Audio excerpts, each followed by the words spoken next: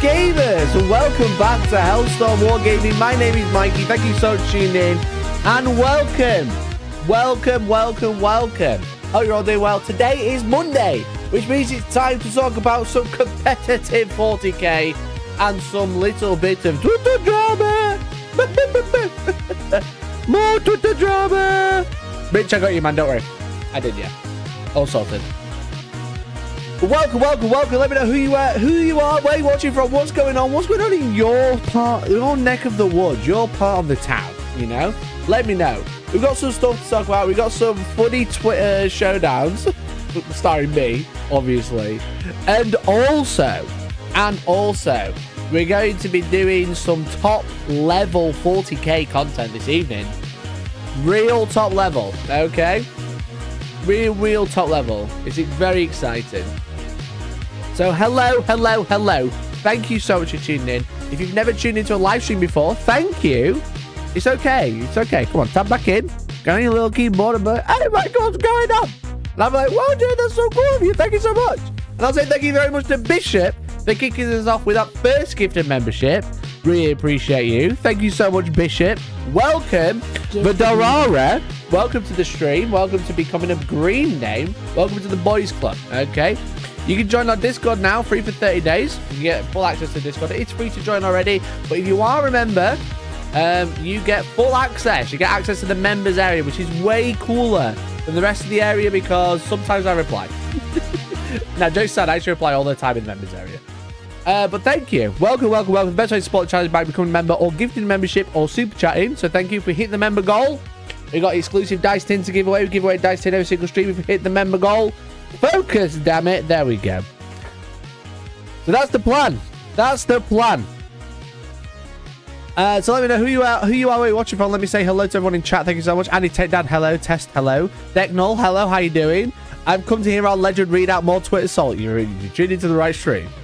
Hey, Matty, how you doing? Justice, James Stancliffe, hello. Rich, as I said, I got you, mate. Don't worry. It's the final chud down.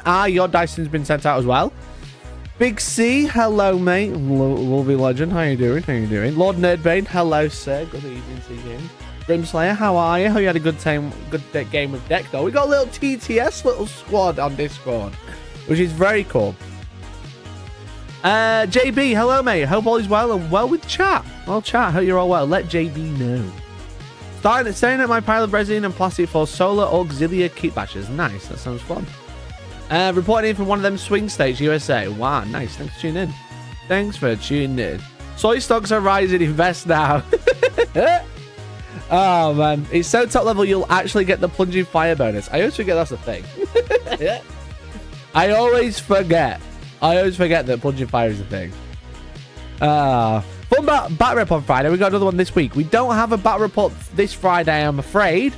I'm potentially going to be able to do one over the weekend. I just need to find a player. I would love to do a battle report Friday, but it's George's birthday and we're going away for the weekend.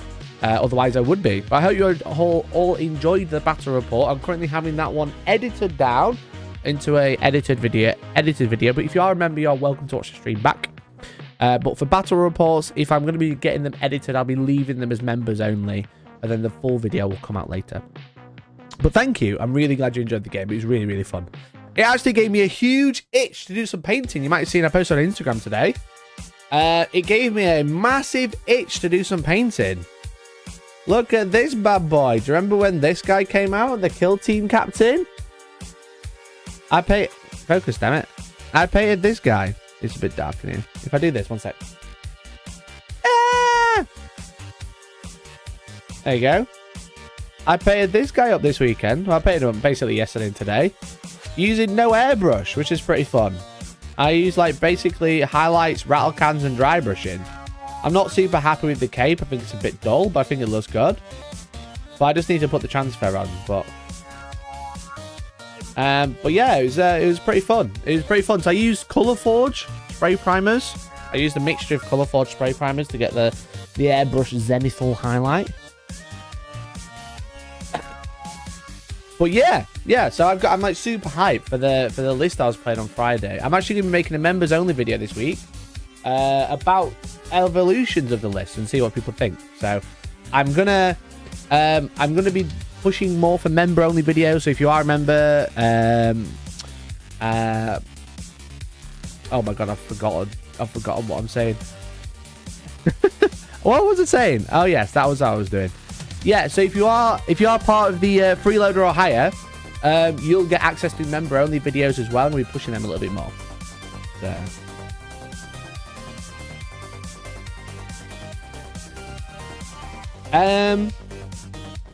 That's not airbrush. No, it's all by hand. I basically dry brushed and then used like wet paint to like blend it, and then blend it back into the gun.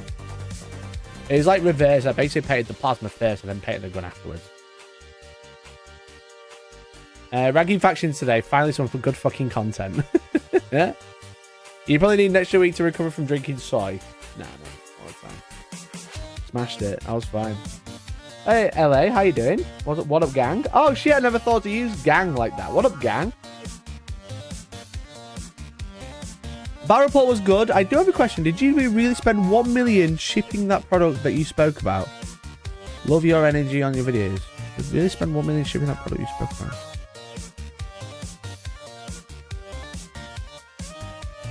I've forgotten the context of what I said. I don't know. That doesn't ring a bell.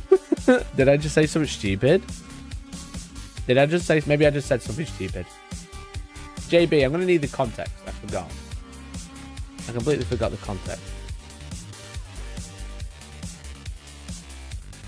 I'm actually going to miss the stream because I'm running the dread mod. Right, Organ, you're going to get banned, mate. No worries. That's fine. Have fun. Get banned, though. As I'm running the dread mod. Stop and walking out, gawking out 100 cans. How you have fun, mate? I'm only joking. Love you, man. Have fun. You have never said something stupid ever. That's true. That's true, Andy, to be fair. I thought you might be mistaken. No, I don't know what you mean. There was like an April Fool's video that someone made about a boat, but that wasn't me. And we got here for a live one. Shana, hello, how you doing? Thanks for tuning in. Doing great. Second week of our 40k league. I'm 2-0 so far. Smash it! Take no prisoners! Get them! I only started playing 2 months. It's a great attitude to have, actually. Smash them, don't let them live. And Answer Games, hello. Good evening to Papaya. Papaya. I can just speak the truth, you can't have the truth. I do speak a lot of truth. But yeah, so the plan is today, we're going to talk about the Twitter drama from last week that you might not be up to date with. If you watch the stream Friday, you're probably pretty up to date to that. We won't be spending too long on that. I'm probably going to be moving away from Twitter drama now. I feel like I've milked it for all I can. So I'm not going to be making too many Twitter drama videos anymore. Not unless there's a new topic. Not about female custodies. But there is something funny about it. As a finisher. I feel like this is like a nice way to round it out. And then we're going to like rank every faction, looking at the win rates, looking at the new balance data slate. I don't think anyone's come up with this sort of content before, but I also think it might be fun to put my foot in the door of ranking every single faction for the next 3 months until we get a huge balance data slate. Facebook drama videos for a few weeks and onto Instagram. You know me. I'm just like, I'm a bit bored of it. And I think a lot of people are also a bit bored of talking about female custodies and just the general outrage about it. And I'm also fed up with the comments. And that's not the comments from you guys, because you're all normal. It's all the chuds that click on the title, don't watch the video, don't read anything, and then just post the same thing. It's getting, like, really boring. It's just, like depressingly boring now. So I think I'm ready to move on. League V's, what do you think I'm going to be talking about tonight? What do you think I'm going to be talking about in the next 4.5 minutes?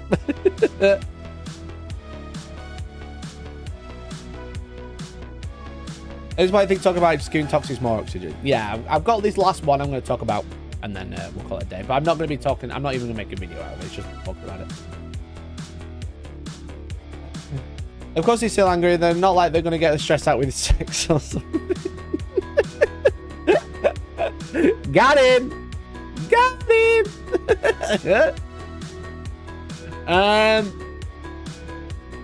They do sound like NPCs. It's just boring at this point. It's so frustrating. It's so frustrating. I'm just like tired of it now. I'm just like really tired of just like people saying the same thing. How are you ranking the factions? It'll be regarding how they perform on the tabletop.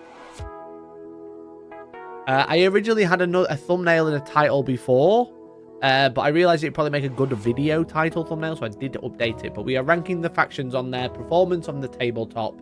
We could talk about how cool they are, like how they look on the tabletop, like as an army. Rather if they're quite spammy, they're going to be quite cringe. But we're mostly talking about the idea of how they will play now regarding balance of name. Here for a moment while I cook dinner, but didn't Mikey just claim he's invented tier lists? Excuse me, Twitter, did you hear that? Twitter's not a thing, Cogger. I don't know you talk. What's Twitter? What's Twitter? Huh? Hello, I am here for the drama. I'll be doing that first, Oscar. How you doing, buddy? Thanks for tuning in. Rank them on how mad the chuds will get if they get a female model. That would be elite content, to be fair. But maybe I should have done that one last week.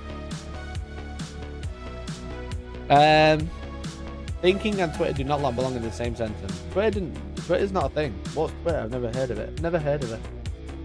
It's funny because the only thing I use is Twitter. I don't type X. I don't refer to it as X. I call it Twitter. I type Twitter. And as soon as twitter.com stops working, I'm probably not going to be on the platform anymore.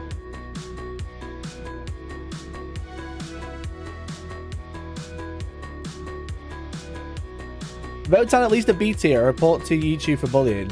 Yeah, but Mercy, if I say vote on a B tier and you're not winning with them, I'm calling you out and then I am bullying.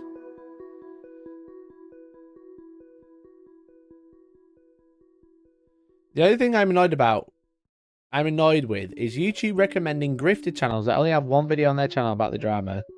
Yeah, it's just one of those things. If it's in the papers, mate, or friendo, if it's in the papers, then every fucker's gonna cover it, you know? They don't care about the topic, they care about the views that they can get.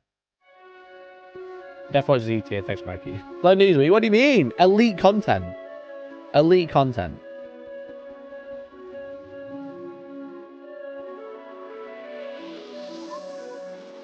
Okay, shall we do the first part of the drama? Just want to make sure everyone from my Discord knows that I've gone live.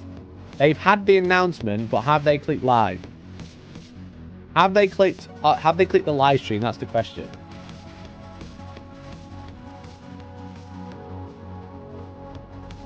That's the real question.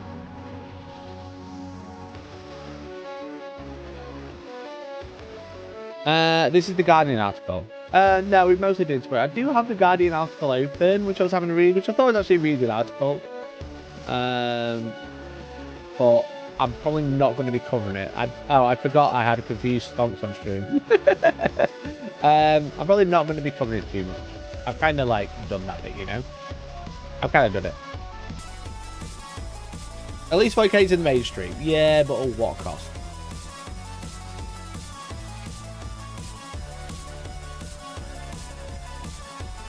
Jasper Jackson, what's his UKTC ranking? UKTC would cringe. UKTC ranking, no one cares about that. Don't talk to me about crappy rankings. It's all about the 40k ITC rankings. Who's Debbie? I don't know who this is. How do I search? How do I search? God damn it. Jasper Jackson. We know the other guy didn't play. Oh, imagine if he's like fucking sick of the game. Imagine he's like rank 5. Imagine a guy who waits for the Guardian is rank 5 in the top 40k players. It's embarrassing that this is what is in the press about 40k. Yeah, I know. Oh, cringe. What rank am I these days? I've only played like one event. I'm above rank 5,000, but I have only played one event. I would say that's pretty good going. I would say that's not bad. How many players is there in the rankings at the minute? 10,000 maybe? 11,000. I'm above half with one event, chat. That's pretty hype. That's pretty hype. Search without username. Jasper. No, it's not that. What's your rank? Theater. Your rank 8,000. So you're in the top 3/4. Pretty good. Pretty good. One event in the belt. Anyway, we're not doing that. Bunch of rankers.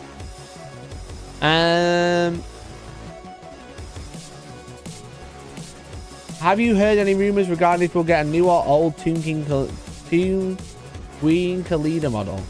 The chances are slim because they wrote her out the story. They went back before she was irrelevant. But also, if there's usually a rumor, I try not to cover it because Games Workshop don't like it when I cover rumors. And ultimately, it doesn't gain me anything because it's all guesswork. I leave that shit to like Valrak and stuff like that. That's not really my bag. I don't really care about rumors. Above average Warhammer YouTuber faction tier list.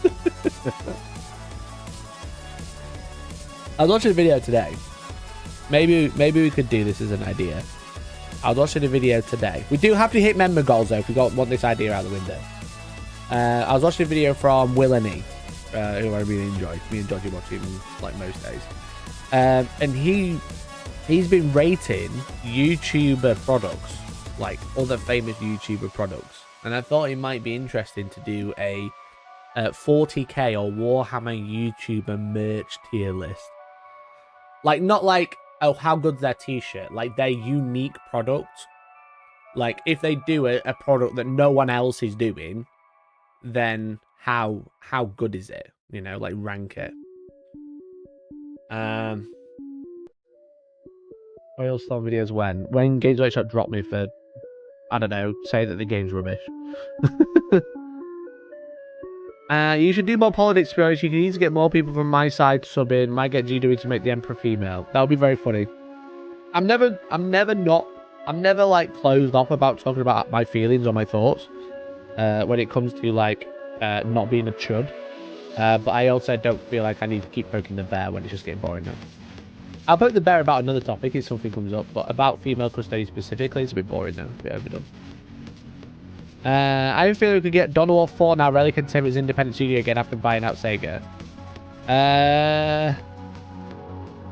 I wouldn't put your money on it. Dawn of War 3 was really bad. It's a good IP, but I think they'll probably pass it to someone else now. Does Sega still not own the Warhammer IP even though Relic went separate, right? I just want to say you should probably do more vids about Femstones. The alt-right seems to hate it and that is entertaining enough for me. 40k can change or die. I don't really care. It's just funny to take away the hobby from alt-right chuds. I think there's like definitely a nuance to like covering that sort of content. And I don't see it as like, haha, let's take away their hobby. I feel like you laugh at the ones being weird and if they're being a knobhead, you call them out. You don't really need to like, you don't need to go in all guns blazing. I feel like you can like call out the idiots. Call out the idiots because they're being dumb. You know, they're saying something that they don't believe. It does hit red on Reddit or Twitter. And then the ones being cringe, laugh at those. But I don't feel like you need to go like super all guns blazing because ultimately they won't achieve anything.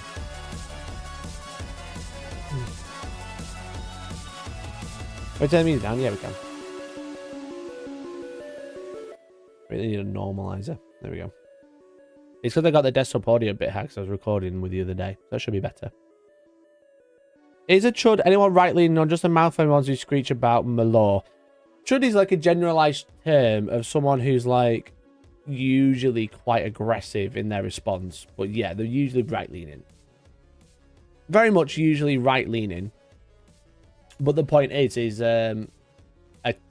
when I think of a chud, it's someone who's like super angry, really aggressive, resolves to insults, you know, just a horrible person to go like for no reason.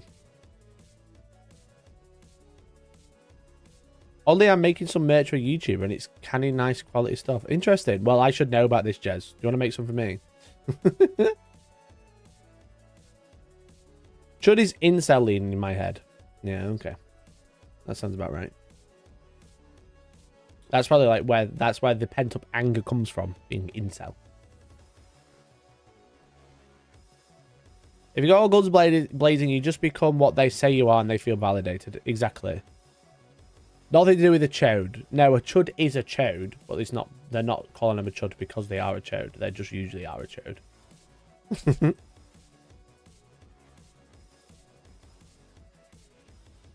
The name Chud comes from... So we need to find out the Chud. Chud. A movie. In 1984. Chud define. The name Chud comes from a movie. They were like sewer gremlins of people. Interesting. Chud.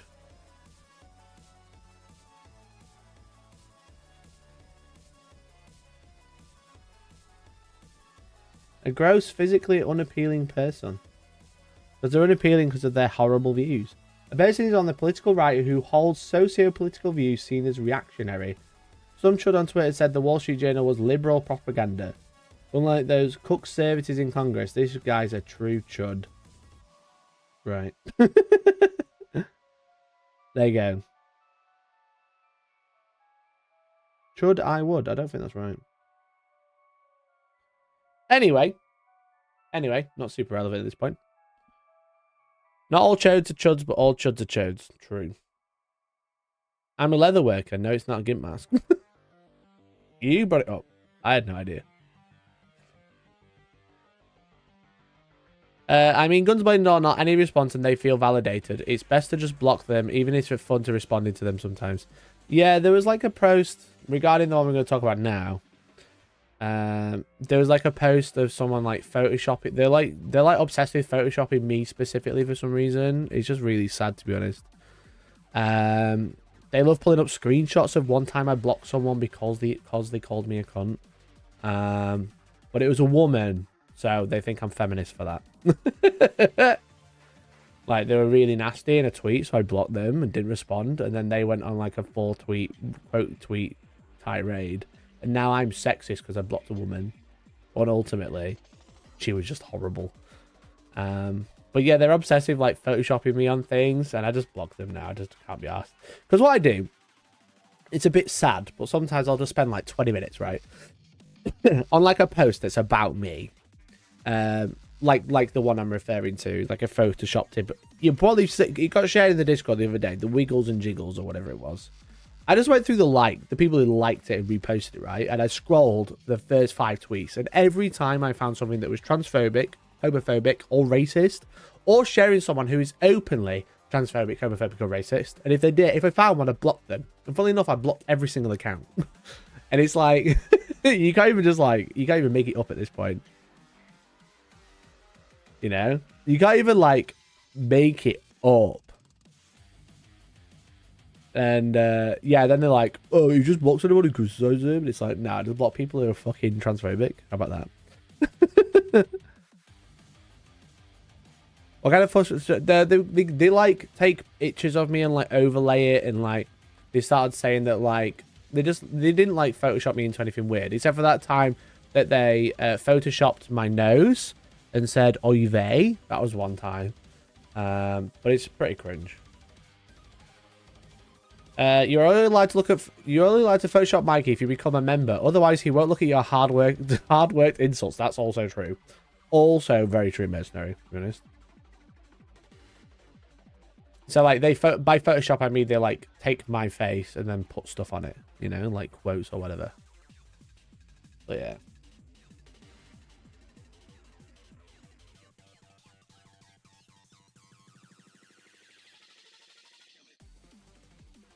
Anti-Semitic incels. It usually all comes together, mate. It's all like, it's all the same petal, all the petals from the same daisy, or, you know, it's usually one. They're transphobic, homophobic, racist, or anti-Semitic. They might be closet hot for you, but can only express it with anger. I'm not interested.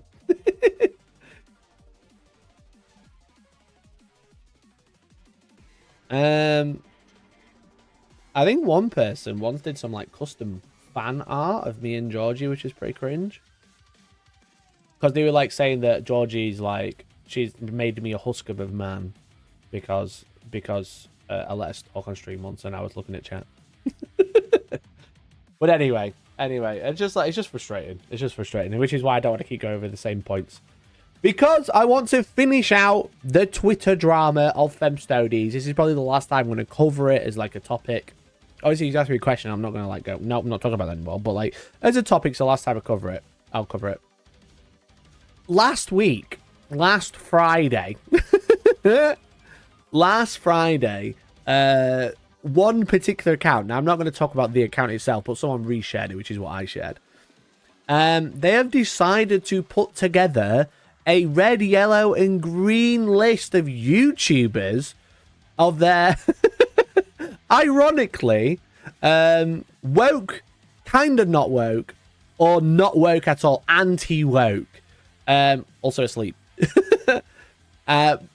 Like pre-approved YouTubers, bear in mind if you want to support them or not, which is funny because they always talk about like anyone who is slightly left-leaning being a communist, and they only allow state approved media, and they are literally making state approved media by doing this, which is very funny.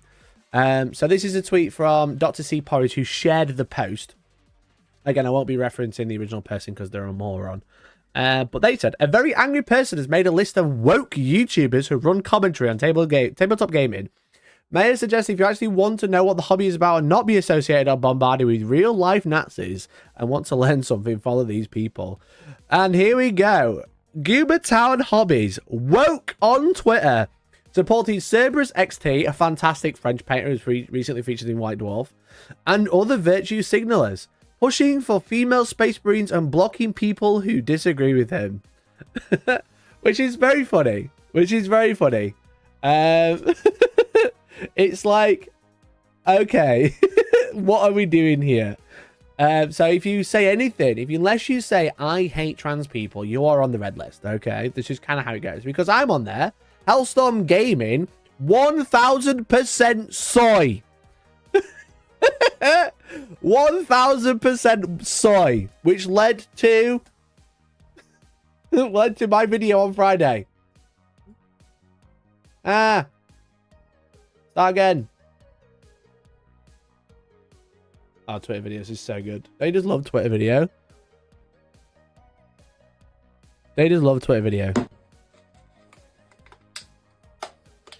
Fucking that cap betrayed me.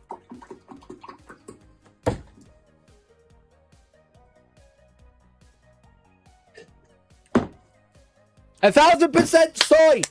Don't you think, chat? Don't you think I'm 1000% soy now? Oh man, that should be on Twitter status. It should be, really. I probably should update it.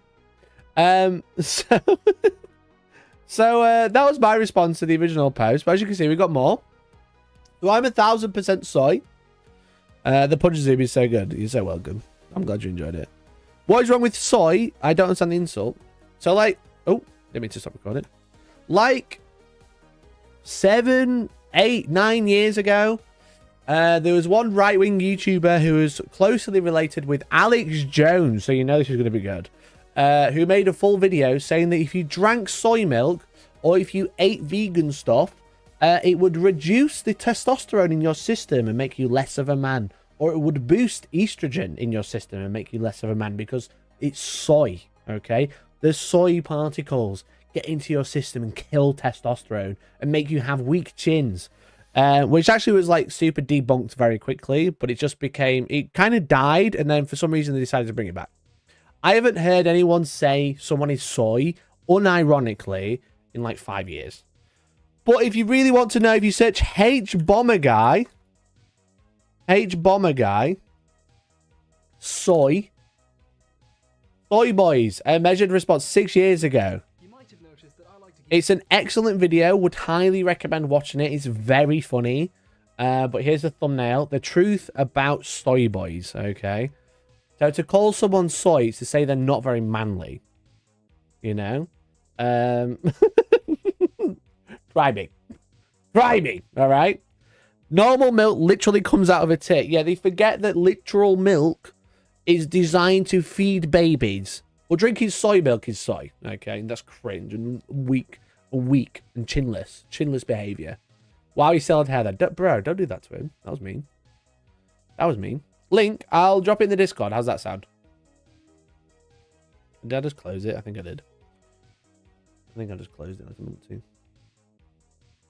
One sec. H-Bomber Guy.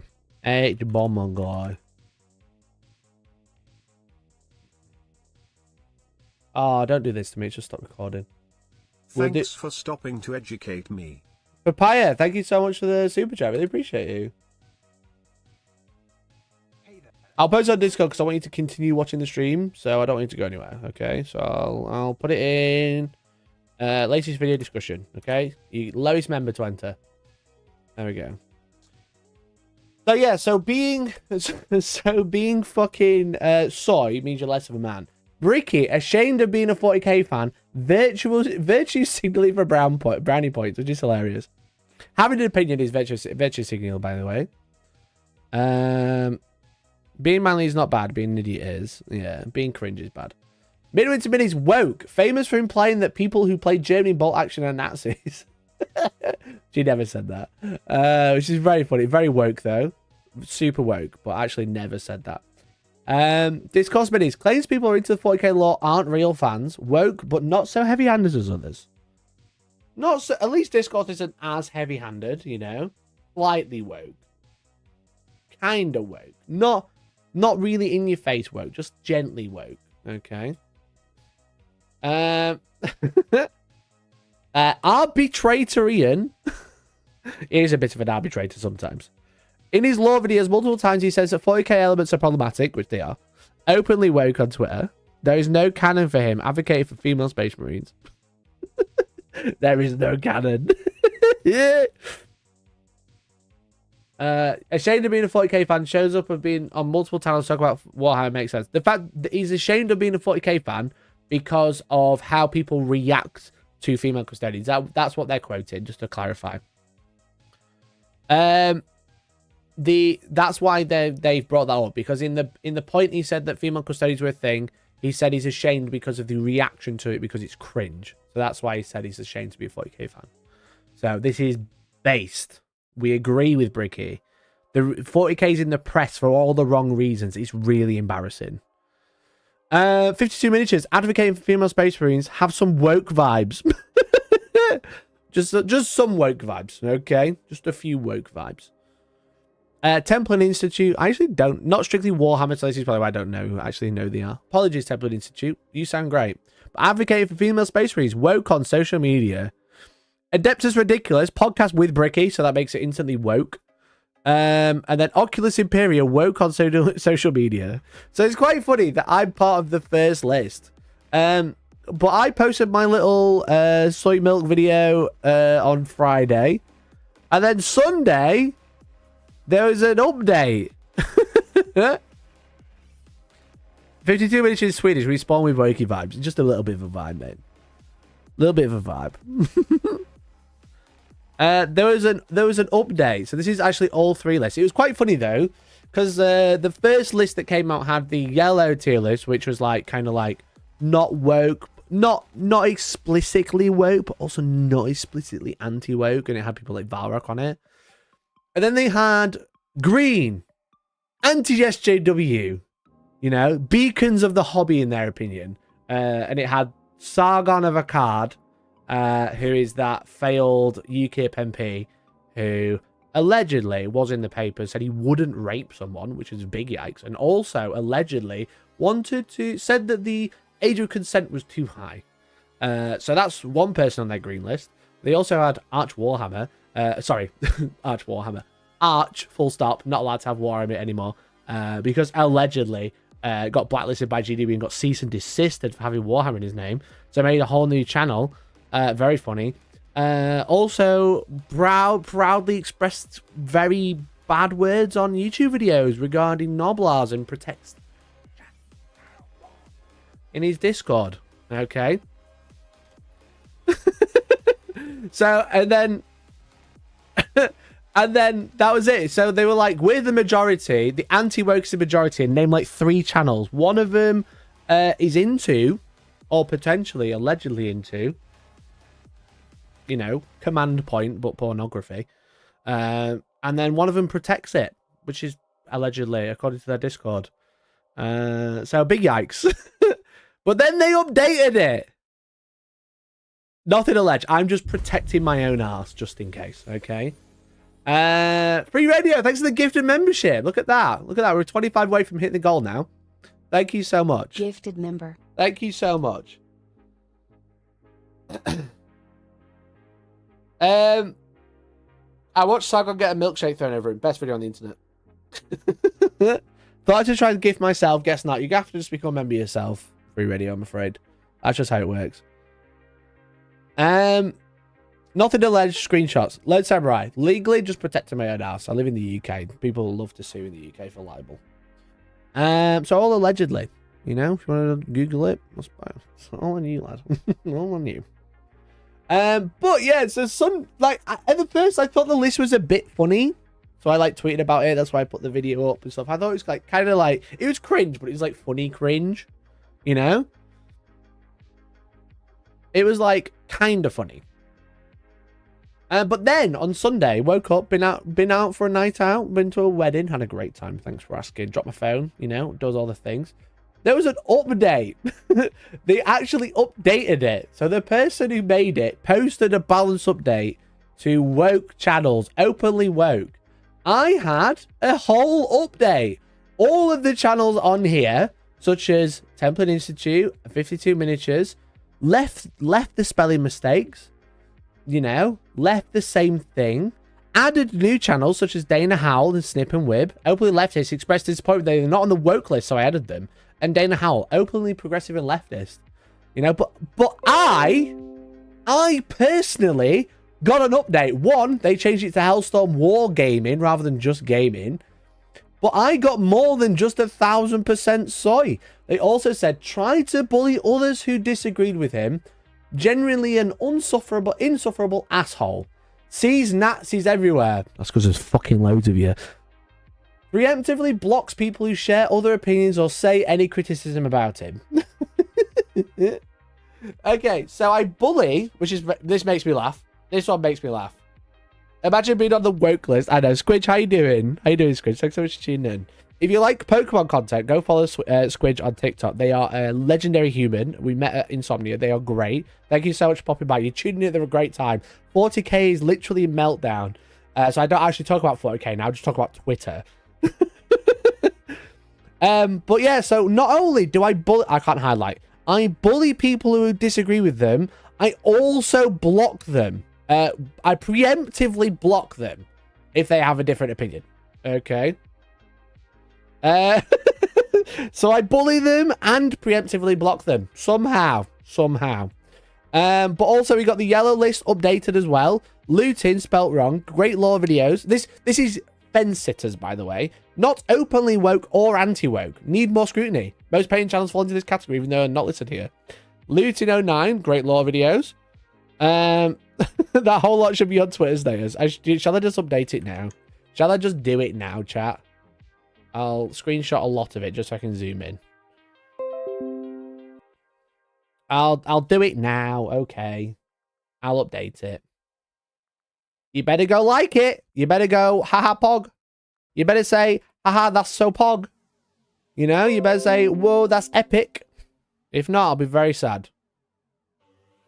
Lone Samurai, thank you for joining the boys club. Thank you so much for joining the boys club, Lone Samurai. Make sure you are in the Discord, but make sure you link your account if you haven't already. Aha, that's so Shana. Thank you. This is my current Twitter banner. Mike is a complete and utter tool, literally the worst person on YouTube. And perhaps, though I consider it a very tame post. Chose to forego on brevity, just to convey the right amount. I can't remember. This is about allegedly me cheating, which I didn't. Did I save that picture? I think I did. Edit profile. Let me just update it. Let me just get that bad boy for you, chat. DN Stuff celebrates 42 months of membership. What is the meaning of life? You are to soil lord. there is nothing. Thank you so much. DN Stuff. What is the meaning of life? You utter soil lord. Oh, I should edit it. I don't want to keep everyone else's up. Let me quickly edit it, chat. I'm a very professional gamer. Watch this. Watch this. Edit with Paint 3D. I just want to blank oh god. Very professional gamer. I just want to blank everybody else out, you know? I don't want them to be indicted with the 1000% soy. Whoa, why has it got texture? I hate that. Ew, why has it got... No, I just want white. Don't let me hear me say that. I think I'm one of them. I just use this. Why is it not so? Why do I have to do this? Is ridiculous. Chat, I don't want to spend 10 minutes colouring in. Can I use a pencil? Thickness. Chat, this is ridiculous. Chat, this is so ridiculous. Do I have to colour this in? Just use the snip tool. I need it big enough so I can zoom in. I need the snip tool so I can zoom in. But I need white around it. If I don't do that, I won't be able to get all the text in. I've got to colour it. Can I use a pen? Maybe a pen. Oh, there we go. Smashed it. We use the pen tool, obviously. I need it this size so I can make it fit in the banner. I've done this a few times. Okay, we'll say. Oh, no! I drove over my name! God damn it. Right. No, I did it again. Oh, no, I didn't. Okay.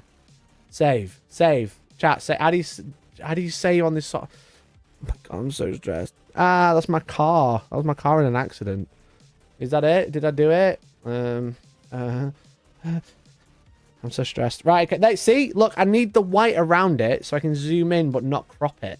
Right? So it's still readable. But I'll have it ever so slightly higher. Smashed it. Smashed it. Hog. Hog. Hog. Good try, everyone's spamming Control S. Chat, how do I become a member on YouTube? Just try it. Try now. Lydia wants a pick of a horse. It could have been anything. I actually had no idea. But anyway, there we go. Thank you, everyone. Not woke, but not taking sides, at least publicly. He doesn't want to piss the cancel crowd. Some leftists hate him. Expressed anti-SJW opinions in the past. Probably should have moved him to green. Is looting anti-SJW? Mini Wargaming Dave should have been here because that one tweet he did once. I would have guessed Fiesta as it goes. Matches the site. I don't have that Fiesta anymore because I was literally crashed into and nearly died. Abba Baraya, thanks for the gifted. Appreciate you. Look at that. We're just a few more away. Jack, if you want to support the channel, I see you grey names. It's okay. Become a member yourself. Member. Add to your Blue Sky account. I don't have one of those. Luton chose his sides in his Custodians video. He's with Chuds now. Oh, I think you know them. That's Massive Valrak. Not woke, but ignorant of the woke problem. Or at least poses as such. Implies that people who believe Warhammer's gone woke as conspiracy theorists. Blacklisted by GW. Is he though? I feel like this is a big good bit. This is a good bit. Eons of Battle. Fence-sitter, openly gay. This is how you know it's a very, not one-sided, a very unbiased, very normal list. Openly gay. Like, what? What are you saying? What are you actually saying? What are you actually saying? More of a leftly friendly than a full-blown woke. Major kill, not woke as far as I know. But first one's off a female custody smut. One time he bashed leftists, other time he apologizes them. Major kill is having a real brand crisis right now because he's literally built a brand on being an arsehole and being not woke and being edgelord, and now he's on the yellow because he made female custody smut. He was so close. He was so close, but he literally tripped at the last hurdle. All Specs only cares about the meta, so he's neither woke nor anti-woke, which is very funny. Is this shit really going on? Yes, it is. Yes, it is. Eon should be red. He made female Space Marine conversion videos. He did. It's almost like they've got no idea. Miniac. Allegedly in the same circles as Goobertown hobbies, Miniac and Ninjon complained about the prevalence of generic white dudes in mini sculpts. He also did consulting about pin-up models and some of the common issues with them in one of his videos, which was kind of like, I don't want to offend anyone. Although apparently for leftists, he does bare minimum. What does this even mean? What does this even mean? Allegedly the same circles Goobertown hobbies. This is the same sentence as the other one. This is the same sentence, even bother. It is what 40k players worry about the world is full. They don't play, mate. They just live on Reddit. They live on Twitter and Reddit. That's it. So that made me laugh. But also, it's just a bit sad, I think. I think at this point, it's just a little bit sad. Like, again, when it first happened, it was kind of funny. It was, like, kind of funny. Like, the first... Imagine these guys hear about the Bile books, where femmarines are kind of implied. I know. Thanks so much for the €6, Jade. We really appreciate you. It's just crazy. It's honestly just crazy, to be honest. But, like when it all first came out, it was very funny and just wild, the response. And then, like, that list came out and it was kind of funny. And then they're, like, updating it and adding balance patches. And I was the other one who was affected, like, on the original list. I was the other one that got the full update. It's just cringe. It's just so sad and a bit cringe now. It's just crazy. It's just crazy.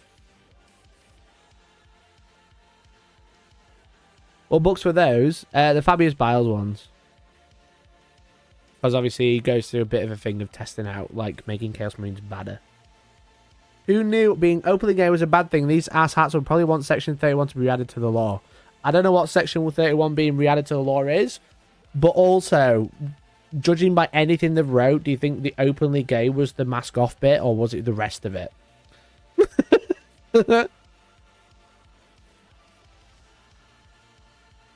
Balance patches for blocking this person, this person's bad list. That sentence alone is wild. It's very funny. It's very funny. Clone Lord, there you go. Do the entries on green list get equally descriptive treatments? I don't want to give them any publicity. I don't want to give them any publicity whatsoever, but they're all just as cringe. Anti-gay laws. Right, okay. Yes, they probably would. Thank you for the clarification. Really appreciate it.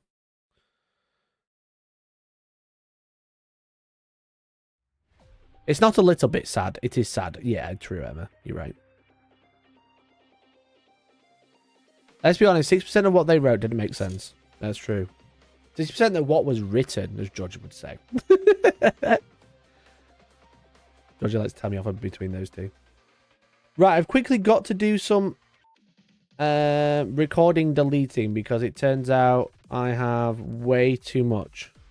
I've got like hundreds of gigabytes of footage I'm not using anymore. So I can't record this segment, which I really want to. So I need like a minute. I don't think I'm going to use any of those. I'm just randomly deleting all streams. I record every stream thinking I'm going to turn them into a video, and then I forget what I've done. I like completely forget what I've actually recorded, so I'm just randomly deleting them and hoping for the best. That should be better. 200 gigabytes should be good. Okay.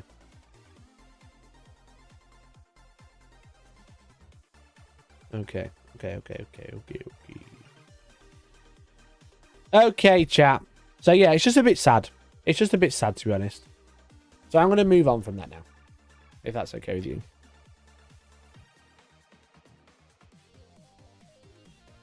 But Hellstorm, this is the most important thing in the world right now. There's nothing going on other than femstodies. It's funny when most people don't know what female custodies are. Then they make a video, start talking about female custodies, and then start talking about female space marines.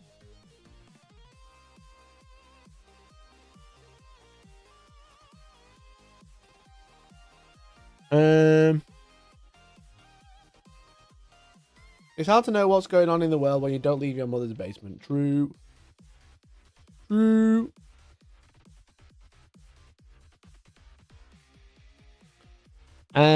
I'm hopeful that the fallout of all this shit is that these people end up quitting the hobby. Warhammer is a shitty setting to live in. We don't need shitty people playing it.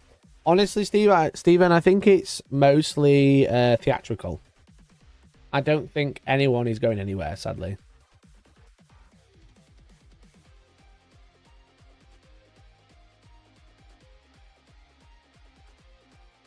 I mean, today you could just roll dice and look at cool models. Sadly, I don't think that was ever a thing. I think ultimately people have just been pushed into culture wars due to bigger things outside of Warhammer. Then I missed all the slagging off of how bad guard are yet. Not yet. We're about to start. Bad theatre. Very bad theatre. Just an FYI, this tier list will affect the amount of dono in the future. And it's going to be very critical.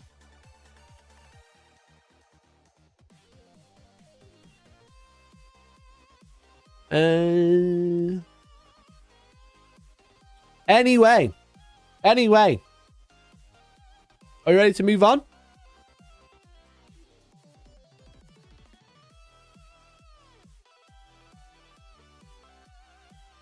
Are we ready to move on?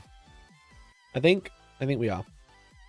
If you want to support the channel, before we start, because I'm going to be doing a lot of talking. If you want to support my talking, you could become a member today. I try and hit the member goal. We got the member goal at 450. It'd be very sick if we could hit it today. We'll be doing a giveaway for a dice tin with some dice in there. I haven't put the dice in there. This is the one I keep. This is a sample one I keep on my desk. You could win this exact one. Because I'm actually running low. This might be the last dice tin I ever give away. But you'd like to win a solid metal dice tin with some dice in there as well. Shipped anywhere in the world. Become a member. If you're already a member, gift a membership to someone else. It'd be very cool. We hardly ever miss the member goal. Not a great deal. If you become a member at £1.99, there's 140 of you. You know? That's only like, what, 1 in 140? We need 20? 1 in a half of you? Something like that. Mercenary, happy birthday! Celebrates 12 months of membership. Best Warhammer community. Thanks for the best year in my hobby. Member, Mercenary celebrates 12 months of membership. Best Warhammer Thank you so community. much, mate. Thanks for the best year in my hobby. My pleasure. Thank you so much for being part of the community, buddy. Thanks for being here a whole year. That's very kind of you. Okie dokie. Let's do this. Let's do this, shall we? Last week, the balance data slate was updated with nothing in it. They actually removed all of the stuff that wasn't relevant anymore, such as Adeptus Custodes and Orcs. But the balance data slate didn't come out, but new points did. Now, a lot of people were quite angry that the balance data slate didn't actually get updated properly. Nothing got like a real update. Because, like, I think a lot of people think that the game needs like a huge update. But I think the problem with 40k is that the game is actually really well balanced right now. Or was, at least. The game is super balanced right now. The missions are starting to feel a little bit stale, and people without codexes are a bit bored of playing the same 6 stratagems and 3 enhancements. Oh, but overall, the game balance is pretty good, okay? But obviously, a lot of armies last week got a huge points changes. Some up, some down, you know, some out of nowhere, some probably quite understandable. So today, I want to take you through all of the factions and tell you my opinion about how good they are, with some unique content that I've come up that's never been done before. It's a tier list, baby. Obviously, it's a tier list. Was it going to be anything else? Okay, we have every single faction to go through. We have the win rates of every single faction according to Meta Monday as of last week. So let us go through the armies, the win rates, the changes, and how we think they are going to be for the next 3 months. Because in the next 3 months, we're going to get some new codexes, but most importantly, in June, we're also going to get a new balance update and new points. So how do we feel the game's going to be until then? Okay, so let's go through it. Okay, now, currently, the best army in the game is Thousand Suns. Last week. one event. I don't know why is that at the top. Why is that at the top? I'm not sure what this ranking is. 58%. Oh, it's faction overall. So currently, the best army in the game, as of last week, that weekend in particular. Can I arrange this any better? It'd be cool if I could go bottom to top, but I don't think I can. It's Thousand Suns, okay? Thousand Suns. What about Tau points? Okay, we'll have to just pretend about Tau points. We don't have those. Can you zoom I'm blind? There we go. Is that better? Is that better, Deck? You know, put your glasses on, okay? Old man. Thousand Suns are really, really good, okay? Let me just find Thousand Suns. I'm stalling, that's why I keep saying they're really good. Now, the thing is with Thousand Suns is, like, it feels like in the in the US, they're not super popular. In the UK, they are. In the UK and Europe, they are very, very popular. Now, they didn't get a whole bunch of changes, but they got some targeted nerfs on the enhancements, specifically the Arcane Vortex and the Lord of Forbidden Knowledge. Now, I don't know. I'm not gonna keep bringing up actually the points. I just realized it's gonna be super messy. I'm not gonna keep bringing up the points, so I'll just go for it. I'll just waffle. But let me know your thoughts while I'm talking about the army. Let me know your thoughts about the army I'm talking about. So now spam your thoughts about Thousand Sons, okay?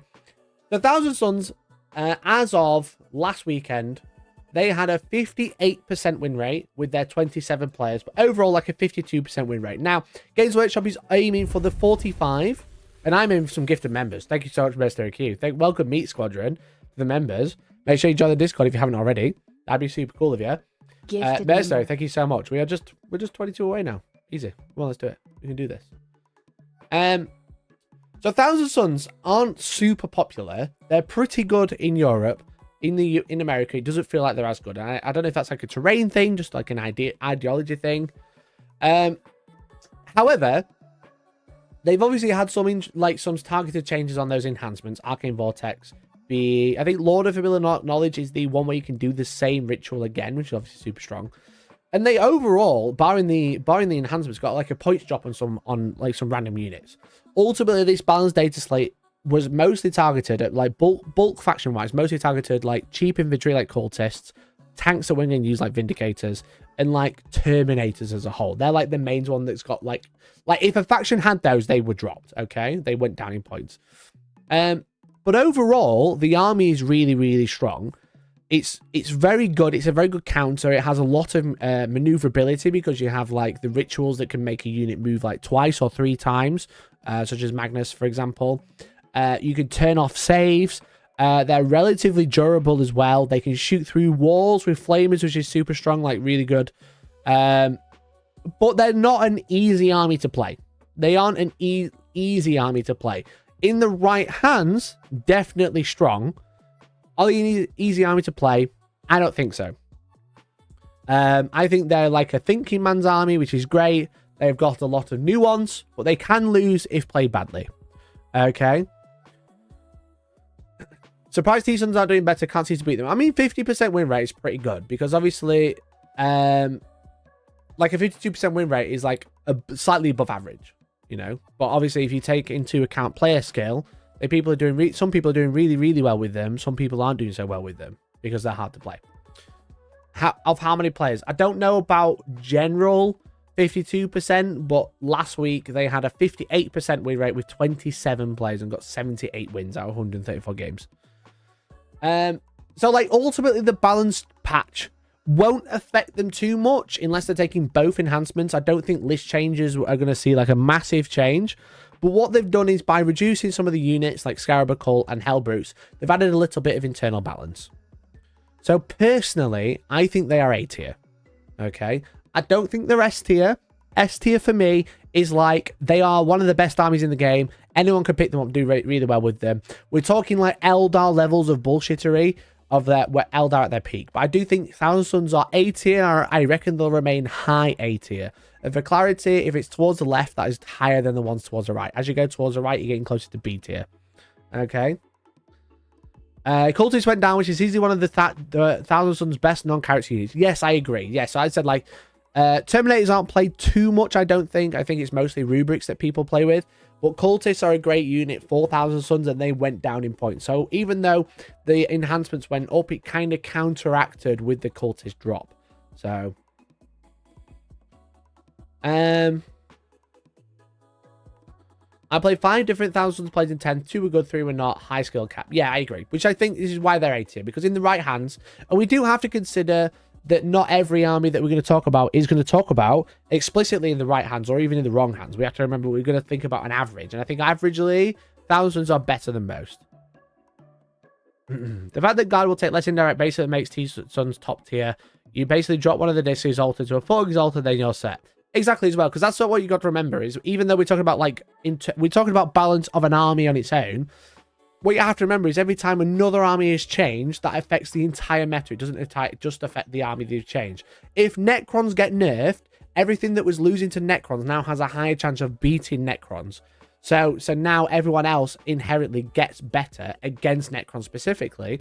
And like Glarg has mentioned, if Guard get nerfed, which they have been, other armies that were struggling against Astra Militarum ultimately get better overall.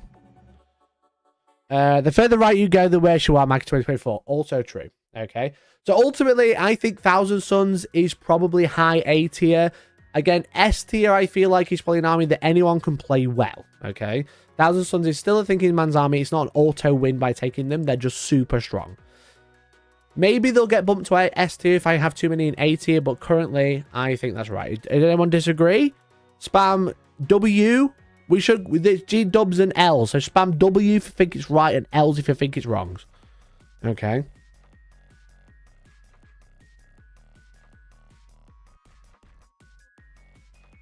Both enhancements are auto takes. So increase matter. The increase matters quite a bit. Yeah, for sure. But it's not going to change the fundamental army as a whole. I think most people are probably on the same point with that one. Okay. Next army, chat. I think we're all good. Thank you for clarifying. Adeptus Mechanicus. Okay. Lone Samurai, you're gonna get banned. So I don't want to spend 5 hours on each army, but I think we can probably move on from Thousand Suns. T-Suns is probably the best army to be busted right now. The skill ceiling is very high, but the skill floor is also high.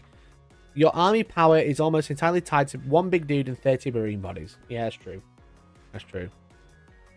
Well, let's talk about Adeptus Mechanicus. Okay, I think we've made a good good points about Thousand Suns, I think. So Admech, as of last week, Adeptus Mechanicus, which I think includes my event, does it? I think it does. It does. It does include my event from last weekend. As of last week, Admech actually came up all right and got a 53% win rate, but there was 14 players. 14 players, which isn't a lot. The average is around 20 to 25 as a low, and then leads up to like 70 people playing Necrons. So like 14 players is on the low side. Even 20 is on the low side. Best army, but not S tier. Transgirl Baker, that sounds great. Make sure you share some pictures in the Discord. Why use it today's Meta Monday? There isn't one. There isn't one. That's why.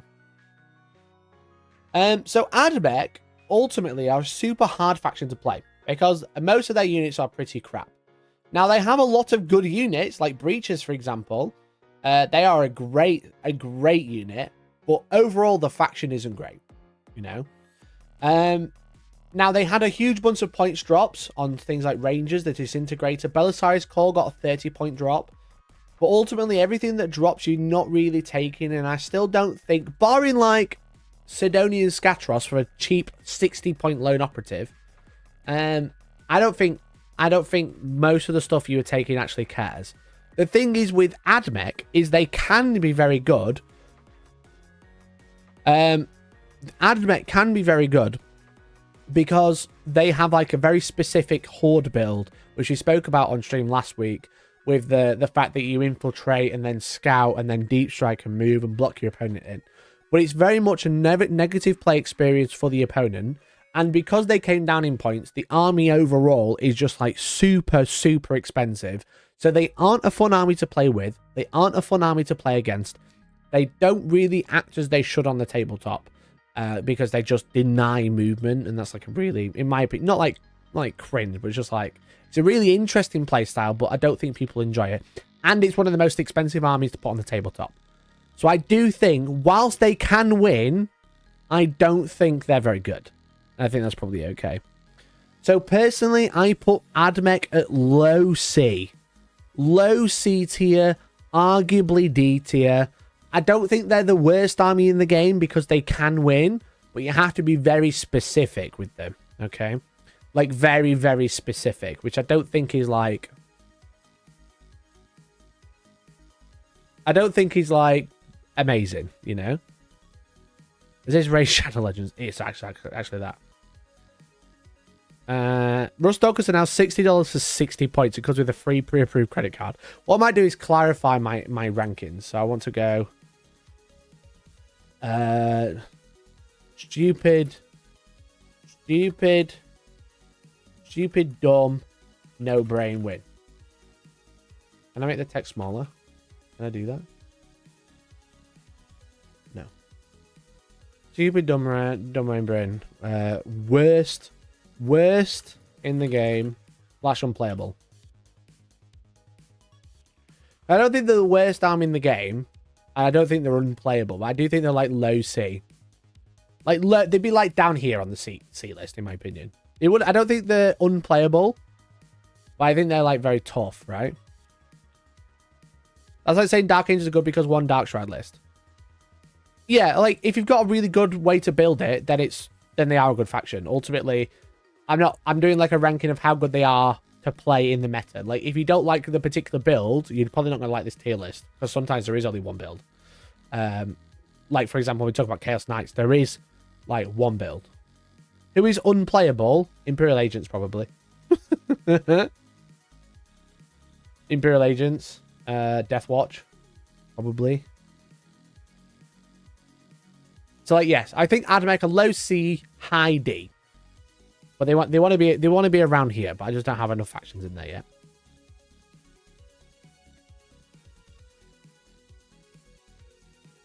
I like the aesthetics of Admech, but that price keeps it way out of my options. Yeah, they're just rough, man. They're so rough. Okay. So I think we're all good with Admech. W or L. Low C, high D. I'm putting it in C for now, but everything will just end up in front of them, to be honest.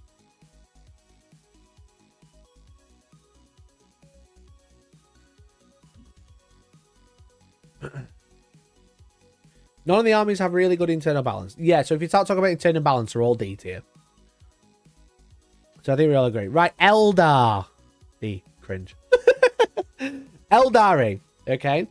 Eldari have had a humongous amount of nerfs. Okay. It's actually been crazy just how many nerfs they've had overall. Now, they got some interesting points drops, like Storm Guardians came down quite a bit. Guardian Defenders came down. Got Howling Banshees. Okay, maybe you don't care. Striking Scorpions. Okay, maybe you don't care. But Fugan, the enhancement on... like, the enhancement on the Alt-Out Wayleaper went up in points. What's it called? The Phoenix Gem went up. Shadow Spectres went up. D-Cannons went up for the 4th time. The 4th time they've gone up in points to the support weapons. So they are like really hard to play now, I think. I think more and more people are going to put them down because people who are playing them well are excellent players.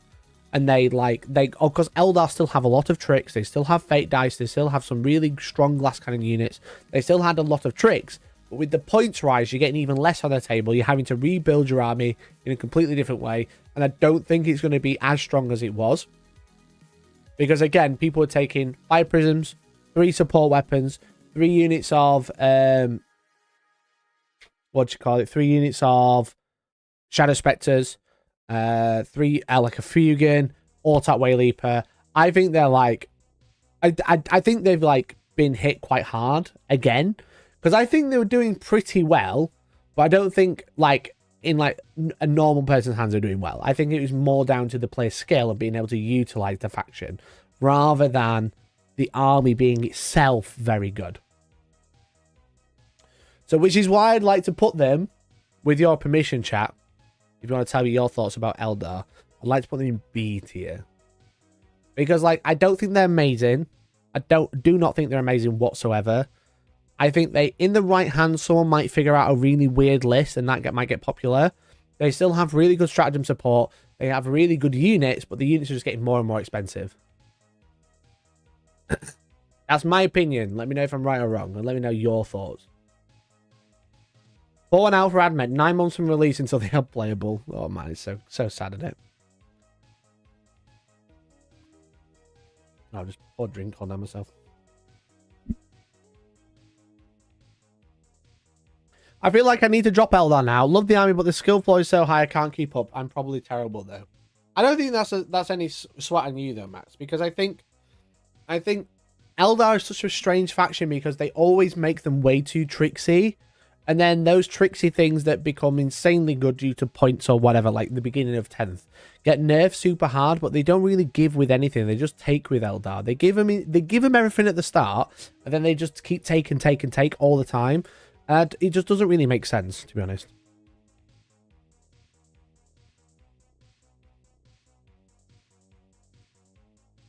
They was an A, but I reckon they can easily take S or A tier army still. Potentially, yeah. I think more people have a harder time against Thousand Suns now than they will Eldari, though. You know? Disagree, think Eldar at A. Give me your reasoning, Aaron. Give me your reasoning.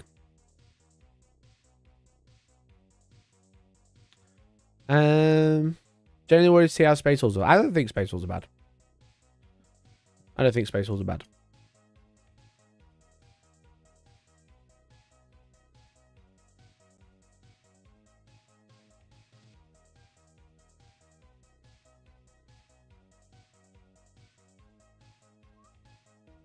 I play Eldar and still don't want to play them. Yeah, I just think they're just like really hard. They're like a really hard army to play now. They can do really well. But we're talking about like faction strength. Like in the right hands, any army can win, right? In the right hands, any army can win.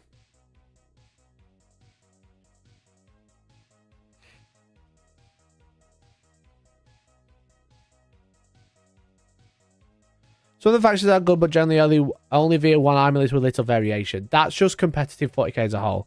Until we have perfect internal balance, which we never will have, that is going to be the case.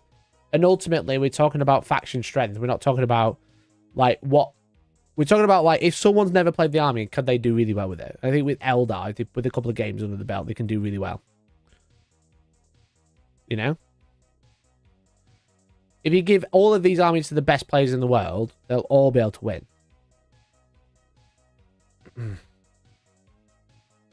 I think after the latest points nerf, Eldar are more B than A. Yeah, which is what I think as well. Imperial Agents, I'm going to put unplayable because they're not really an army. Now, obviously, you can say with all of the options you can tag into other armies, great. Yeah, they're actually up here because you've got Karaya Draxus, one of the best units in the game, with especially with Custodians. You've got the Callous Assassin, one of the best units in the game, especially with like Imperial Knights, for example. The data sheets are great. Ultimately, Imperial Agents on their own aren't playable factions. So I'm going to put them in D because they literally don't play. But when we're looking at other armies, we will talk about being able to ally them in. So we won't be like Custodians exclusively. We'll be like Custodians with Karaya Draxus, you know. We'll talk about Imperial Knights using the Callous Assassin, using the Henchmen. But they are literally a unplayable army because they aren't an army, okay? As an ally, like, yeah, that's where they're going to sit, okay? I think that's okay. I'm not going to take any questions. No questions in the class. You at the back, sit down, put your hand down, and we'll move on. Black Templars, baby. Okay, Black Templars. This is what we're talking about now. Black Templars are an interesting faction because they actually have two very, very strong builds, okay? Or had two very, very strong builds. As of last week, Black Templars had a 52% win rate, you know, with 20 players. Iron Storm being probably a tank version of Black Templars, having a 64% win rate. And Righteous Crusade being lower at 44, but Gladius and Firestorm being high at 52 and 60. But we started to look at, like, really granular numbers. We're not looking at, like, super overall generic numbers. If we start to, like, say, yeah, Iron one has 64% win rate, it was 5 people. 5 people. So Black Templars have the Gladiator spam with the Predators, which is how I was previously playing. And then they also have the Sword Brethren build. Now, both factions, or both versions of this list, were nerfed last week. Okay? The Gladiators all went up 5 points each. So now they are 10 points more than a normal Gladiator with a multi-melter. Sword Brethren went up. The possessed version of Space Marines Possessed went up. Obviously, they're like a super crucial unit. People usually running like 3 units of 5, one with Hellbrechtin. Really, really good unit. Really good profile. And then the Crusader Squad, the cheapest unit. Was previously 75 points, now 85 points for basically 5 Space Marines. With a multi-melter in there. Great little unit, very, very cheap. Multi-melter, do actions, 2 wounds, you know, just cheap on the ground bodies. But everything went up. Everything got more expensive. The Black Templar Impulsor went up. Anything that had a free multi-melter for 5 points, which obviously wasn't free, went up in cost. And ultimately, things that they were doing well against got a little bit cheaper. Okay, so there's like a little bit of a swing in power there. So the nice thing about Black Templars is they have 2 ways to play. The bad thing is one is super cool and one is cringe. Templar tanks that I was playing, mega cringe. So like ultimately, I still think they're really strong. I don't think they were as strong. I would have said they were like high A tier, especially the Gladiator build, because I think in the right hands, the traditional Black Templars list with the Sword Brethren and Hellbrecht, etc., is like a super interesting way to play. It's pretty strong. In the right hands, it can be really good. It's a combat army, so it has a higher skill level. It's a lot harder to play than just silly guns, but they have a silly guns mode as well. So I think they still are A tier, but they're going to be a lot lower down than some of the armies we're going to put up here. Personally, you know. I think they're going to be probably mid A tier. Are you playing them as actual detachment? It doesn't matter what you play them as. You're playing as Ironstorm, or you're playing as Gladius, or you're playing as Righteous Crusaders. You're not really playing much else.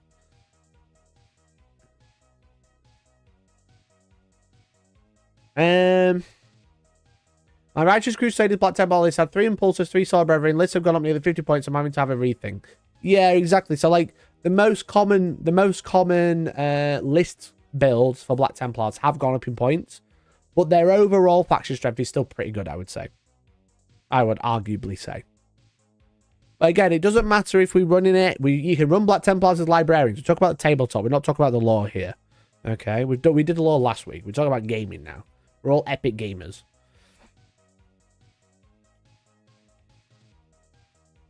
Still the best Marine faction for rules right now, A tier minimum. Yeah, I think low A, not B, not S, definitely not S.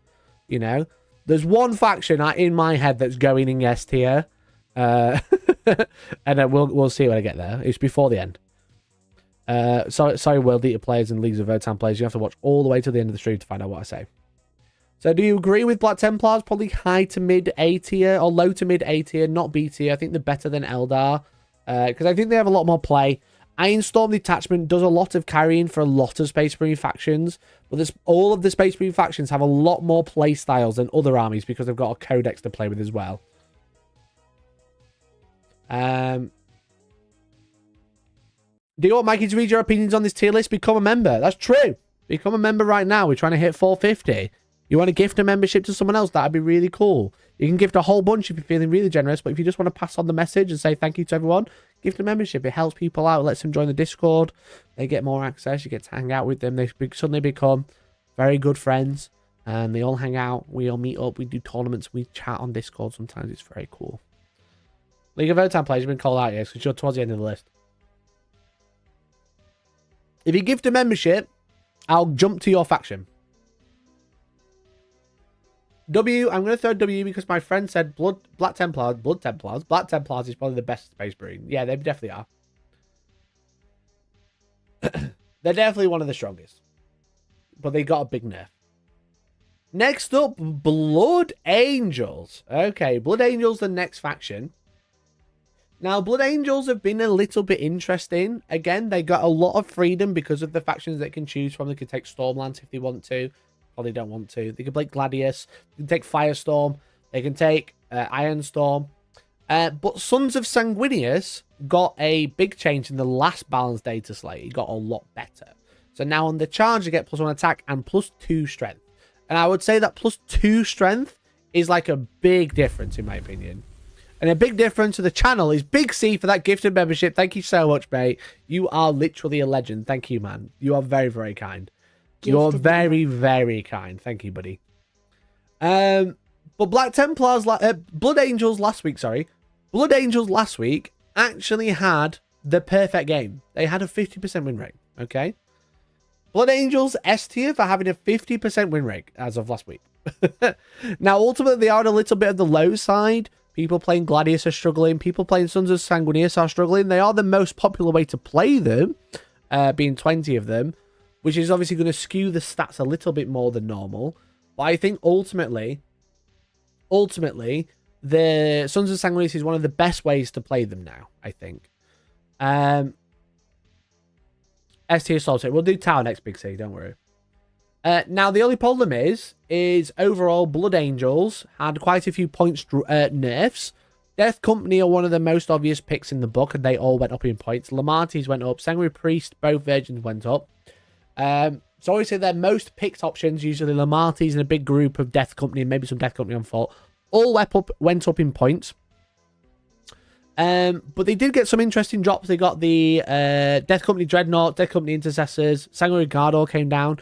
Ultimately, I think Blood Angels benefit from the other drops in the Space Marine book, such as like Incursors and stuff like that.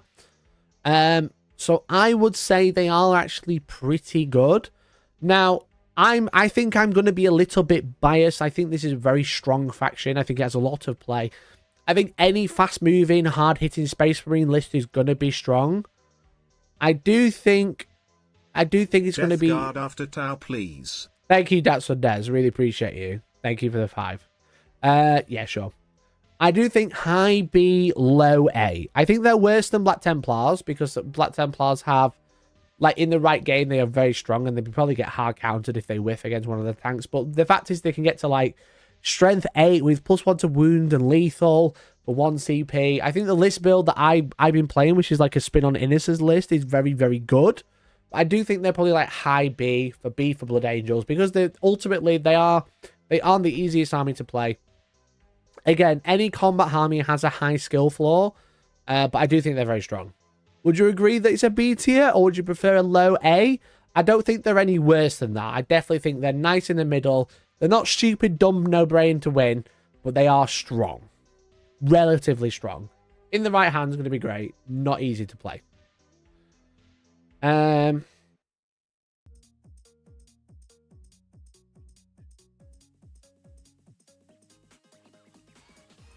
what did you do? The most played Space Marines, even though that wasn't a true detachment that 40k was out. I love your content, but could you change your accent a bit? More proper British and not so Northern Irish weird sound. What are you saying? Mercenary, thanks for the thanks for the gifted, sorry. I really appreciate you. What is this guy saying? Who is gifted this person? Number.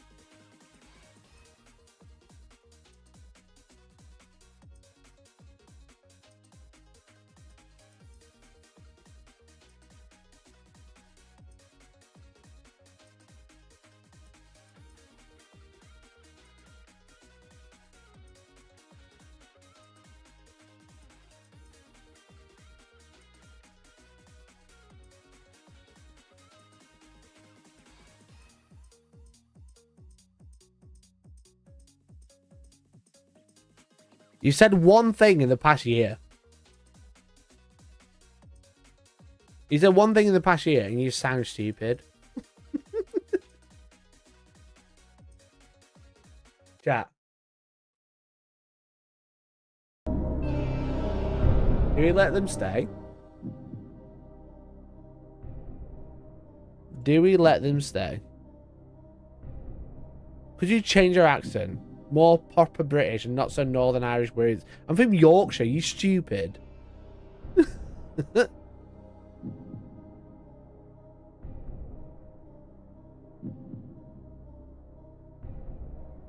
Base chat, has someone gift him. Chat, don't turn against me. Said he loves your content. Did he?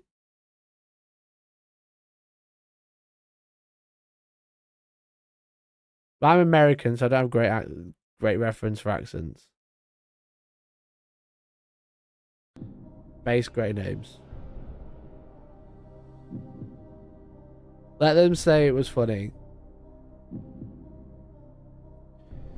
Looks like you've been saved. 999 888.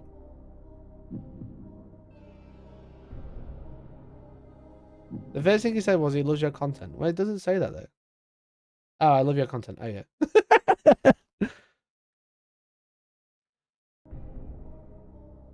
999 888. The council has spoken. The council has spoken.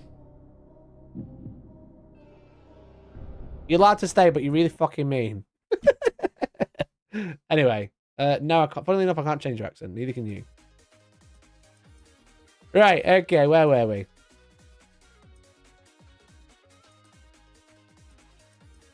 I won't speak anymore. Just don't be a knobhead. Or be a knobhead, but you have to be green name. Great names can't insult me. That's not allowed. If you pay me money, you are allowed to insult me. Quick, green names, insult me right now. Your worst insult. I love your content, but could you be less northern? Mostly for time travel to events. Thanks, mate.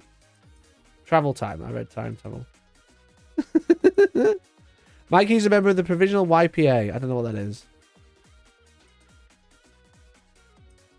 Yorkshire Bomb, thank you. Bozo. It's amazing how stupid you can sound when you say someone else sounds stupid. What do you mean? Also, grey name. Don't make me ban you too. Papa Pariah! Thank you so much for the 5 gifted. Thank you so much for the 5 gifted. Welcome, green names. Ian. Jack. Pella Rofon. Joseph Buchanan. And Newless. Make sure you say thank you to Papa Pariah. Thank you so much, mate. Gifted member. Thank you so much. Really appreciate you. That's very kind of you for gifted 5. Look at that. We're only 15 away now, chat. Come on. Let's do it. Gifted member. 1116 birthday. I'll have to ban you, man. That was too harsh. That was harsh. Your hair looks like a well-used mop. Insult this wanker. Your hair is slightly too floppy. Mikey's like Henry VIII. No, I'm not. But I would behead you, though. You're Varroc's love child. Please no. Gifted member. Mikey's an Eastern European dictator. Tell a friend. No, I'm not. Don't tell friends. You're like Varroc, but worse. Okay, now I'm just sad. Now I'm just sad. Get them lard cakes down you and walk your whippet. I don't have a whippet and I don't know what lard cakes are. That is his soy accent. What about a blue? Just ignore his list super chat. Free radio, you're a mod, you're not a member. I know you gifted like 9,000 members last week, but listen, you can't be a mod and not pay. I'm sorry, that's not how it works. Am I allowed to? I don't think I'm allowed to listen to a remix of Freebird, to be honest. There we go. Insult Mike if Varroc's content is better. You know that's not true. Insult me realistically. Try and insult me realistically.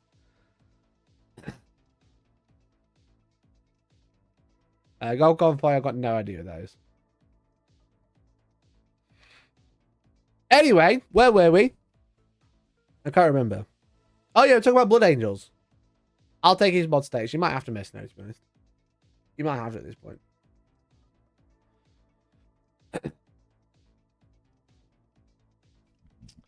Blood Angels High B. That's where we're at. Okay. Chaos Knights next.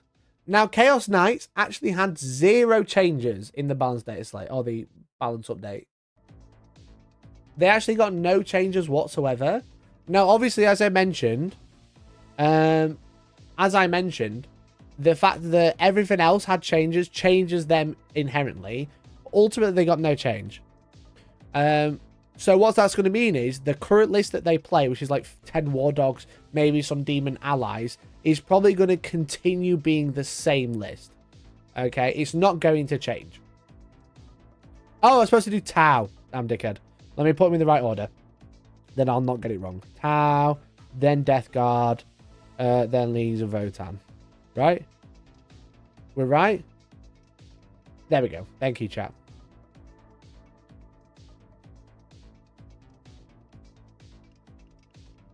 So yeah, so like Chaos Knights only have one playstyle. All of the big knights you never see on the tabletop. I think they're good. I think they're good, but they get hard counted a lot, which is the problem with knights as a whole.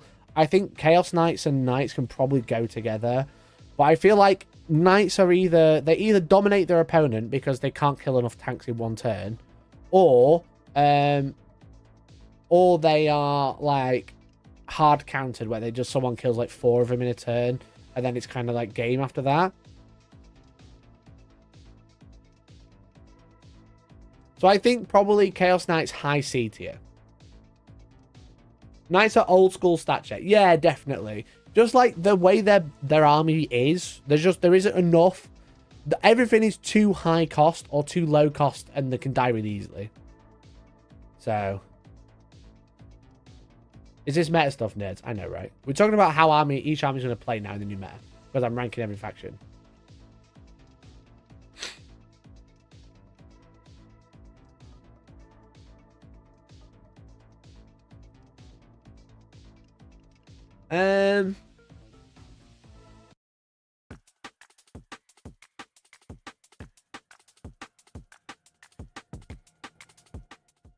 Just catch up with chat. What do you think about Chaos Knights? I'm gonna say high C tier.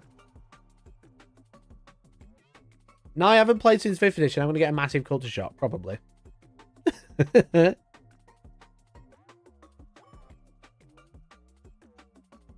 Knights should be locked to minimum 1 to 2 big knights. Yeah, but the big knights aren't very good, and they don't get a points drop. I think high C, and I think Imperial Knights will sit next to them. Those are 2000 Trance and DB. I'm literally on a YouTube playlist. I don't know what's coming up. I'm on a random YouTube playlist because you'll like this music. It's currently the Cult of Lamb song.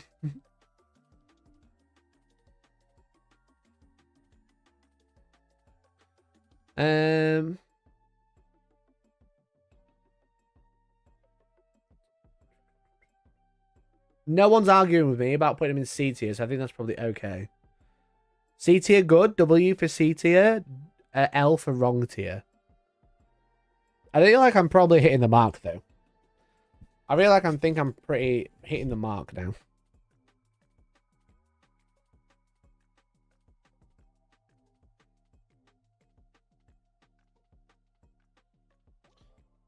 Okay, Tau. Now, Tau are a funny one.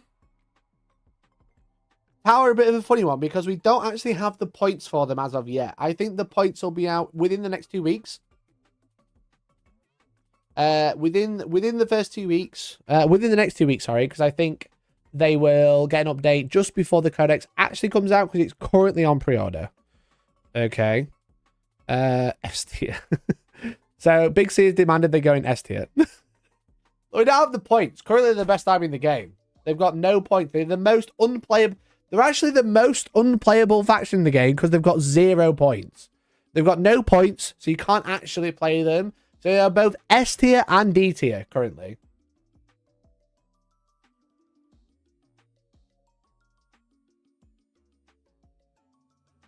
But ultimately, can we rate Tau? Because they have no points. They are literally unplayable. That means they're free then, right? They are both S tier because the points of the codex are great, but you don't use the points of the codex, so they have 0 points. Soy tier.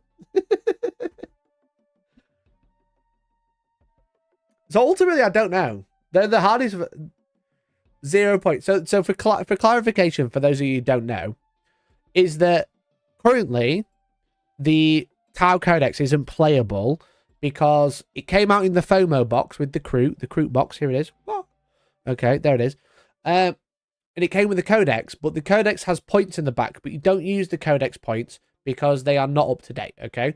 When the Codex comes out, the balance data, like the Munitorum Field Manual, when the Codex comes out, the Munitorum Field Manual gets updated with the new points, with reference to some of the Codex points, but some of the index points as well. Like they try to do the points live rather than actually releasing them with the book because the book is printed months ago, so it's already out of date. So currently, the Tau Empire Codex has been out for quite a while now, exclusively in the FOMO box. It's now on pre-order at the time of recording. So we don't actually have the Tau points. We know all of the rules already because it's on pre-order and he's out. People have it already because of the crew box.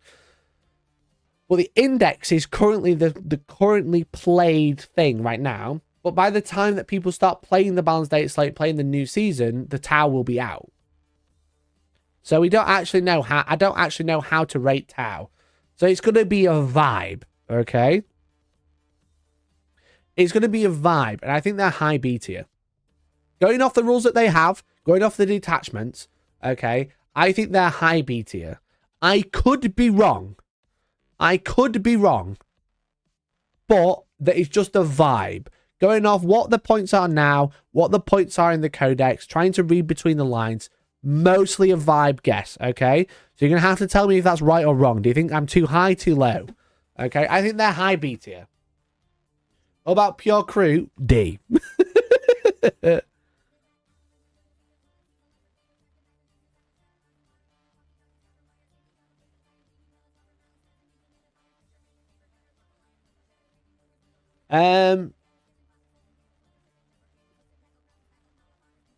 If the points don't fuck them, they have a legit case for A. Probably. Monkari's pretty whack, to be fair. At least A. Shall we say low A? Would you prefer low A? We can't say S tier, because what if the points are all really expensive? We know the book's good, but we don't have the points. So we can't say it's an S tier. I would take a low A.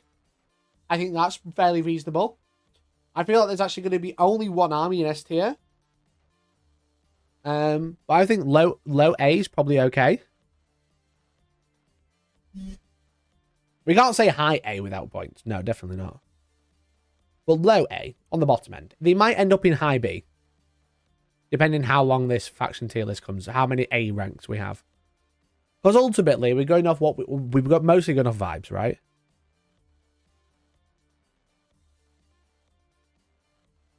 Not being able to use your rulebook because it's half different language. What does that mean? What do you mean half a different language?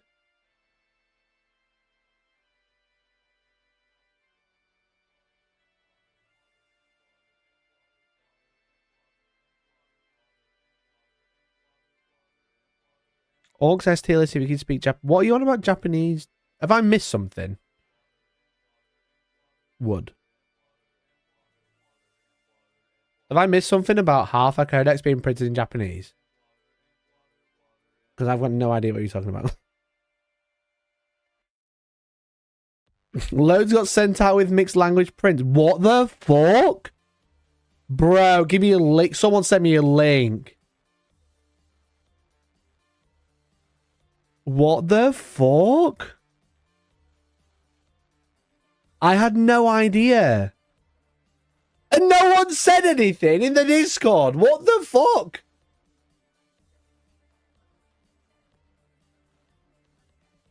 What do you mean they went out with half a different language? And I'm sat here doing a tier list? I'm doing this shit, not saying Games Workshop trash?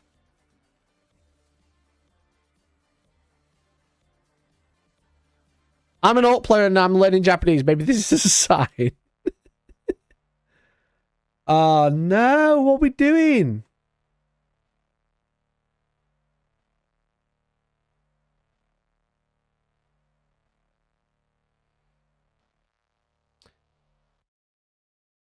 Because you're at a wedding. Yeah, but that's important. That's important. What do you mean?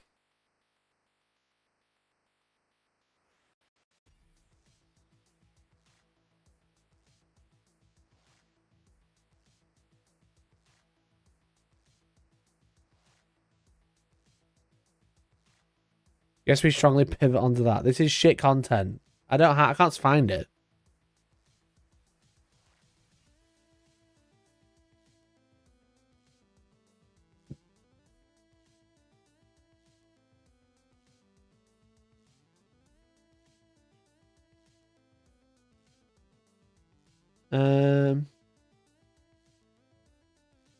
No one's talking about it.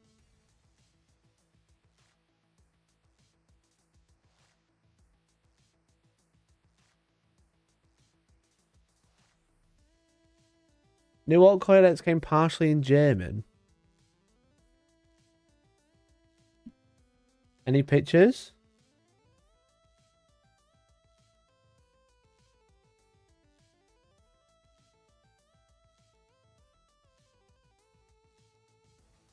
Bruh. I just picked up the new Orc Codex. It's partially in German. Kriegshorde sounds cool, and I can't wait to cop Drescher's Killer Splatter and with my Super Cyborg Copter. What the fuck? Holy shit. And you all kept this quiet. And you all kept this quiet from me. What's wrong with you? Thank you both for the screenshots. I think that this is more as well, yeah. This is from Des. Thank you, Des. And Wood. We got more from here. They have code for the app. They've got it in Japanese. It's in Japanese. What the fuck? That's fucking crazy. Mate, you're the one supposed to bring content. You're supposed to let me know if crazy shit happens. I'm not in r/orcs. I'm not a fucking loser. Oh, that's hilarious. That's so funny. I can't believe you've all just fucking pulled the rug on me. What the fuck? What did I do wrong to you? The Japanese one does look cool, to be fair.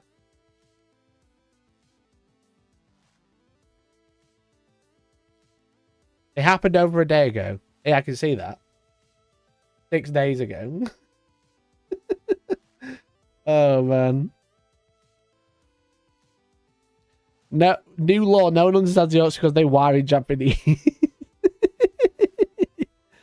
Someone got very fined. Yeah, I think a few people have been fined recently. God, I'm sat here doing a tier list and you fucking Orc Codex in Japanese? That'd have been great clickbait. That'd have been such good clickbait, chat.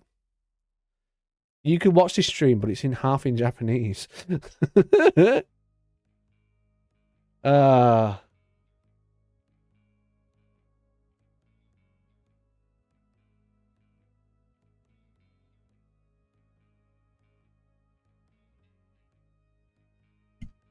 Anyway. Scarlett told you to so because you don't like orcs. I like orcs. I think the Reddit's a cringe though. It's a singular talking point, not newsworthy. Yeah, but it's good for the title. Product delayed in Japan, yeah, because they're all in Norwich. Not all, just half. That could be just a mistranslation of Baka. Baka. Guy's called Sam. Oh, brilliant. Anyway. So I think we've just rated Tau. It's fucking 8:45. I've got like 20 factions to do. Right, okay. We just rated Tau. Probably in a good position, I would say. Probably okay. Happy with 80, low 80er. Probably low 80er, right? I think that's okay. I ain't changing it. I'm moving on. Mikey won't like orcs. Yeah, they're going in D tier. Literally unplayable.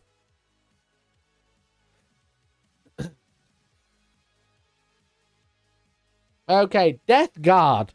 Death Guard. They've like had a bit of a funny one because Death Guard were really rubbish. Literally one of the worst armies in the game for quite a while. They had the huge update. Was it not the last balance data slate, the balance data slate before? And then they've not really had much since. They had a little points drop, a little baby points drops on the Hellbrew exclusively. Exclusively the Hellbrew.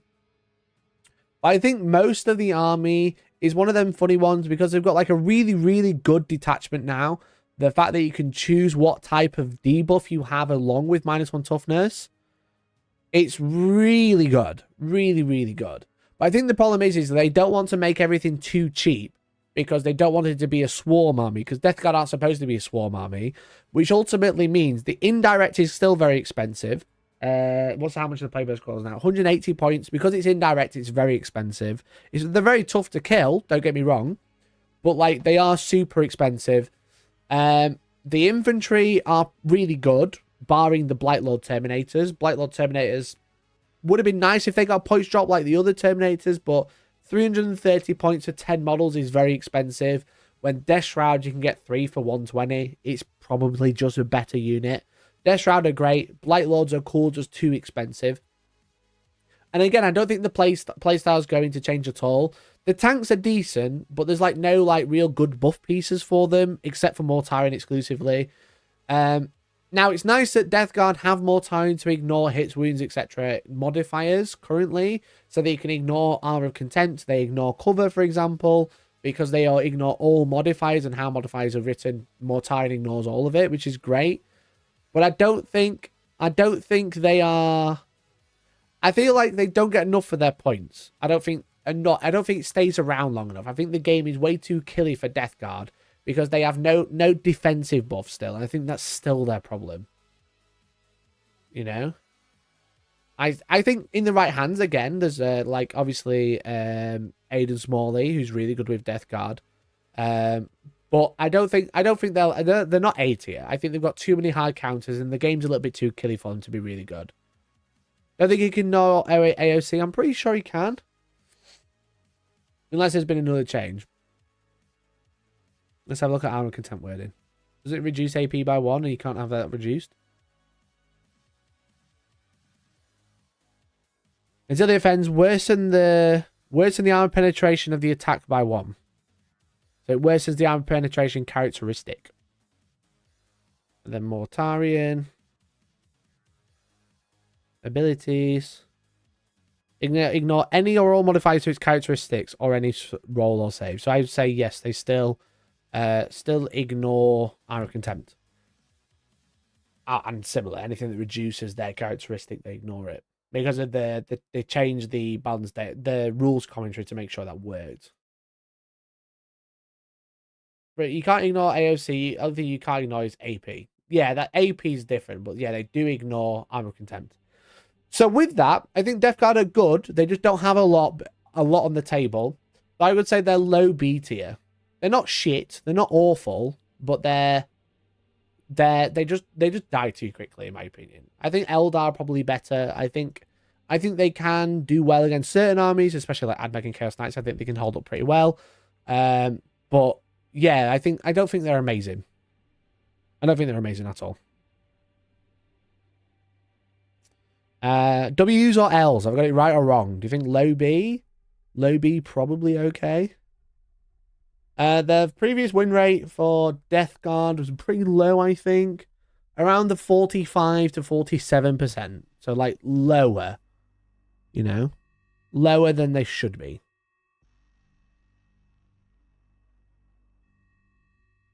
Thank you for agreeing. Thank you, chat. The best way you can say thanks is by becoming a member. Next, Leagues of Votann. Leagues of Votann, 54% as of the weekend we've had last, but around 49 to 50% win rate overall. Leagues of Votann are a bit of a funny one because they've had a huge change in their balance data slate as well, and they've seemed to leveled out a relatively decent army. Whilst relying on spamming Sagittars still, which is probably not the greatest thing because they have the casino gun, you know, casino gun that everyone loves to call it, the Sagittars gun. I don't know why they call it casino gun. It's probably because it's a bit of a gamble. But I'm just trying to find their points drop. They didn't really have anything change. I think it was exclusively the Hearthkin Pioneers, not Hearthkin Pioneers, Hearthkin Warriors. The normal infantry.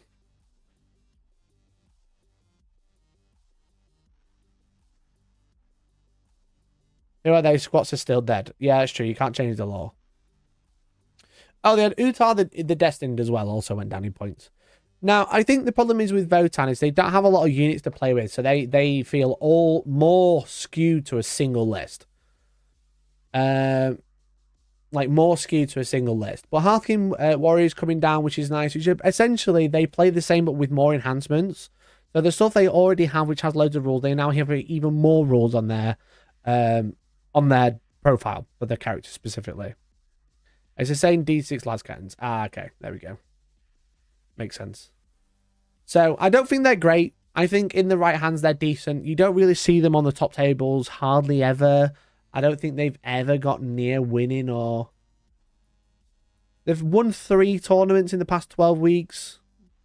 So they're like, okay. They've not got a lot of depth. They've got not a lot of options, you know? Mind him, I've literally said the same thing as I said it. So yeah, I don't think they're amazing. I think they've just got very, very limited options, and they had like a huge buff, which made them a bit crazy. It made them like a super big horde army, and then they went down in points, and I think they've leveled out pretty decent. I would say they're probably worse than Death Guard. And I think they're like high C tier.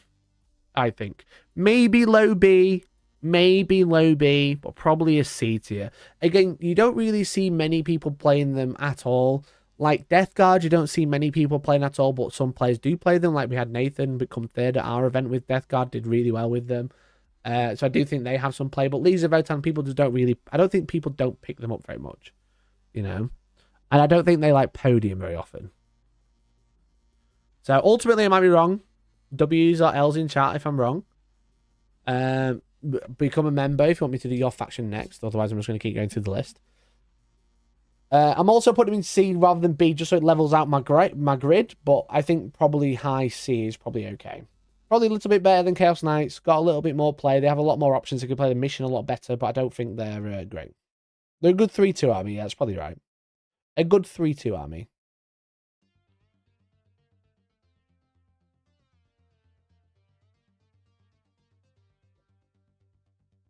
GW has to stop dropping points and raising points on the better factions. We're getting too close to $1 to point on too much now. It's almost like they want to make you spend more money.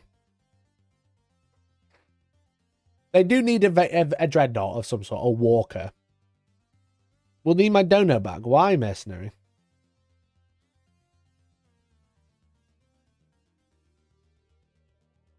Don't know Votann well enough. Almost never run into them. That's probably a good tell of their strength then, I would say.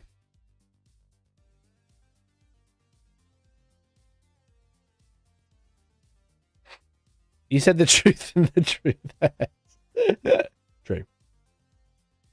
Votann Walker would be a solid addition. Yeah, something that's got like a bit more staying power rather than the bus. What's the bus called?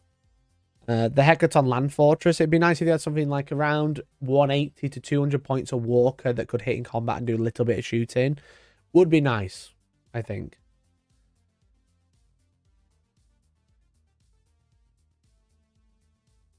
I think that's pretty much what they need. Just a little bit of like more. I think their variety is hurting the faction because they can't make everything too cheap because everything's really shooty, except for their Hearthguard and their Berserkers probably. But they don't really have like anything that can like fill the same role as like some mid-level tough units that can go and hit stuff rather than just making everything super cheap, which is what we saw last time. Literally just a Redemptor. They just need a Redemptor, yeah. Yeah.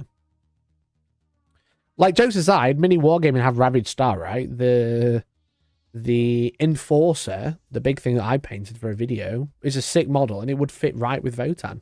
A big walk with a hammer, or something like that, you know? I think that worked really well. I'm curious how the new kill team is going to fit in. Will Infiltrate help a lot? Yeah, Infiltrate will help, I think. It just gives them a little bit more early mission play. Because otherwise you're throwing away your bikes and they just die. So yeah, I'm going to say high C tier currently. Chaos Space Marines? Chaos Space Marines next.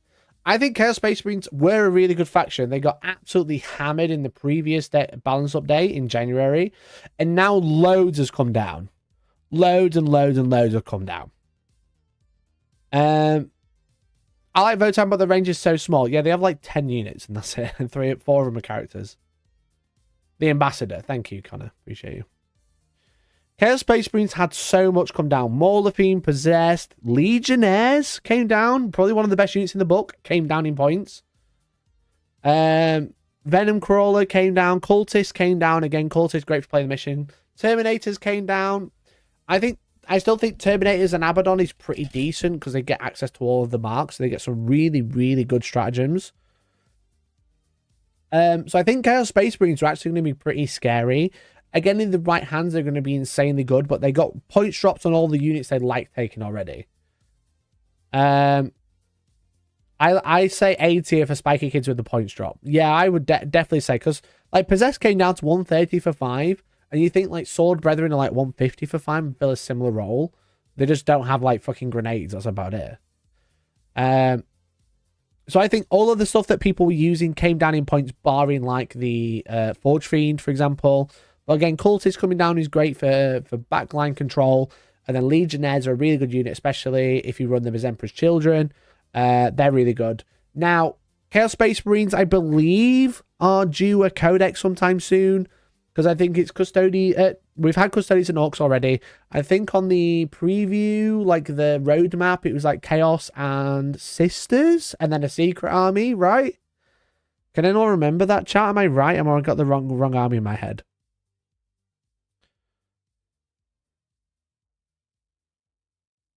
40k roadmap I want.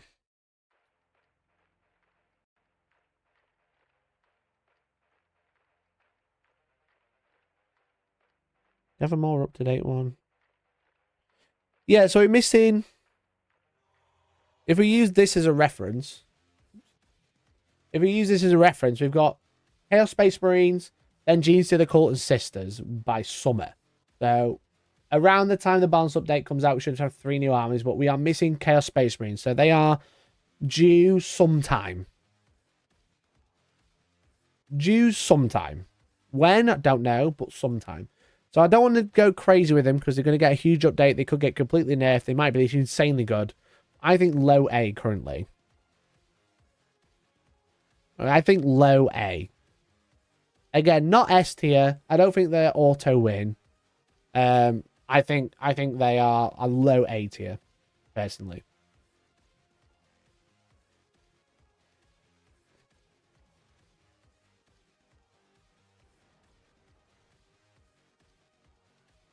Does it need to be out next month to be on schedule? Probably. Yeah, that makes sense. June is like summer, right? So they're probably going to be out next month. If we go off that specific date. But obviously they've changed that multiple times, so. A Courtesy Cult Bomb is one of my favourite units. Nice. A Courtesy Cult Bomb is pretty fun. Pretty brutal to play against, but they're pointed about right now. I think most of the Chaos Space Marines are pointed out about right, but some of the units came down, which is surprising, like Legionnaires, for example. So I think low A. I think low A. Again, you could put them on top of B, but I think with the point shops, they push them over a little bit. Adeptus Custodes. Okay, Adeptus Custodes. Now, they're not going to stay in D. I don't think they stay in D. Now, previously, I would have put them up here.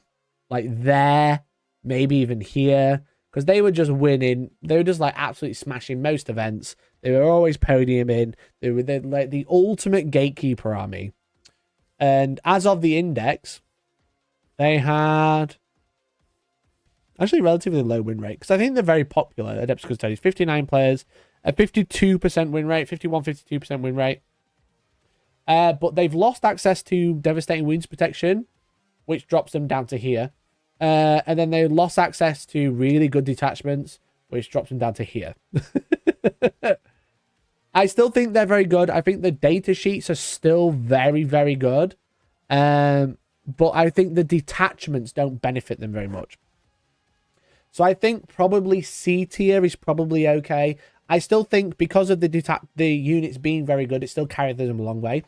Blade Champion with Caesar's Hunter is still great. Wardens are still great. Alaris Custodian Shield Captains are great now.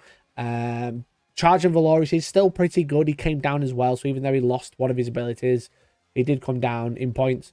I think overall, the army's a little bit harder to play now, but I think the data sheets in that book are still insanely good for what they are.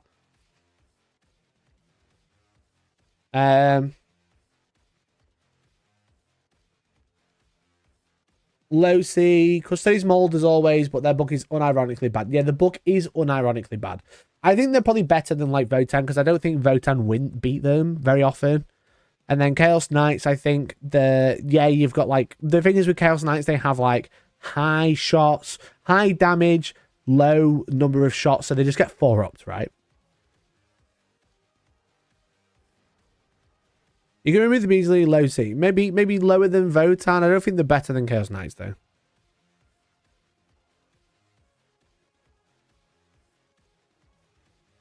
The army's a bloody anvil for the most part, assuming they'll get Dev Wounds protection back by the FAQ. If they get Dev Wounds back by the FAQ, they end up here, I think. But the fact they have no Dev Wound or Mortal Wound protection at all, barring that one detachment with Sister of Silence and it's only 5 up if you're near them, I think they're just crap.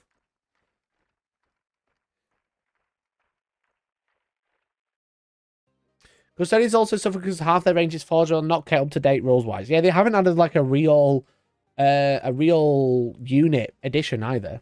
It's just rubbish, to be honest. But if you play them, the internet get mad. I think the data sheets are really good. That's what's carrying them. A lot of armies, you'll find that some of the data sheets are really good, but the detachments take some data sheets over the edge. I think with the Depth of Custodies, like they are really good, but the detachments don't change that.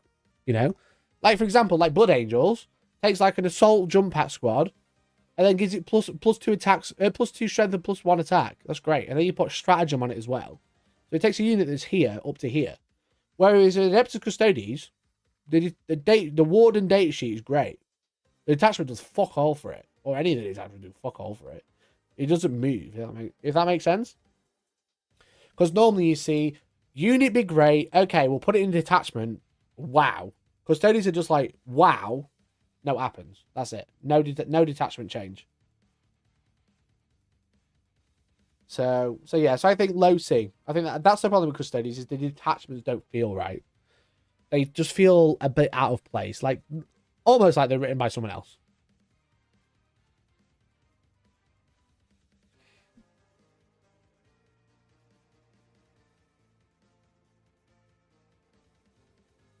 Aren't Venatari in 40k as well? Yeah, every Forge World unit is in 40k, barring the sister stuff, I think. They have pretty much every unit. Right, maybe not the bikes, though. The Agamata's bikes anymore. Well, most of them. Most of them, anyway. All the tanks, all the extra units that aren't, like, perfect crossovers are in the book. But yeah, so low C. Mid to low C. Middle C. Okay. Middle C. So let's do Chaos Demons now. I hate Custodians as a faction, so I don't care. Brilliant. Custodians faction was written by Rogue Intern. Actually, yeah. Go to answer. Go to comment. Okay, so Chaos Demons. Chaos Demons. I think they got no changes either. But again, everything around them got cheaper. That's what you have to keep remembering. If they didn't change, everything around them got cheaper or more expensive.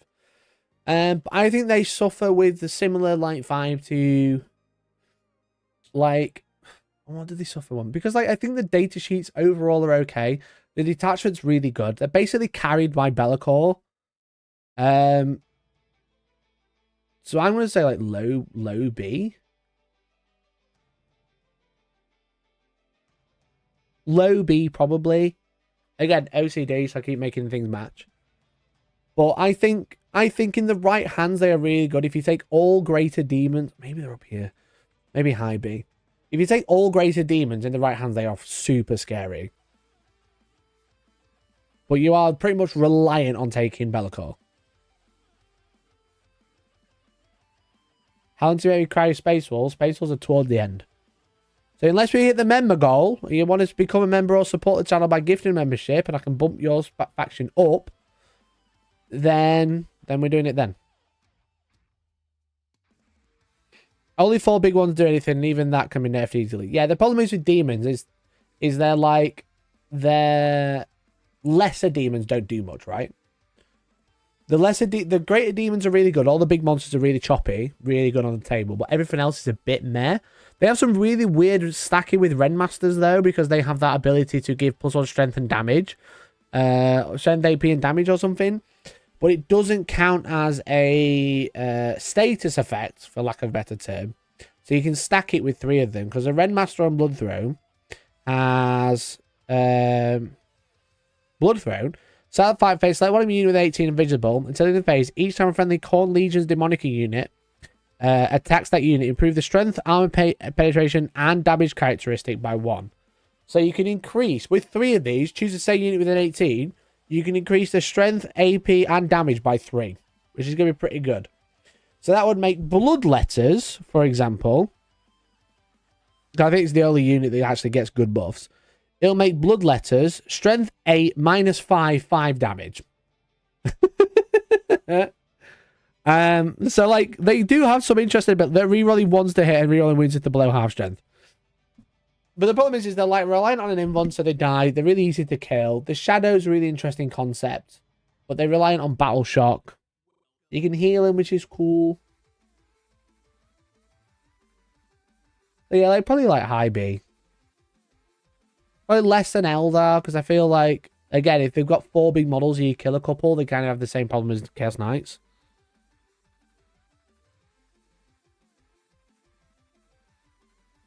I think that's probably it. What was their win rate? Demons. Demons around over 50%, 56 to 51 at 29 players. So I think they are on the strong side, definitely. Demons of Chaos, B tier, WRL. W or L. I think they're a good place there. Can vouch how effective Bloodletters are. 10s up my Lancer in 1 round of combat. I think getting them there is like hard, but if they do get in there with a couple of Red Masters, they're very scary. Strength 8 -5, 5 damage. It's a bit insane. But it's hard to get in that like that. You know? But they have the option, which is scary.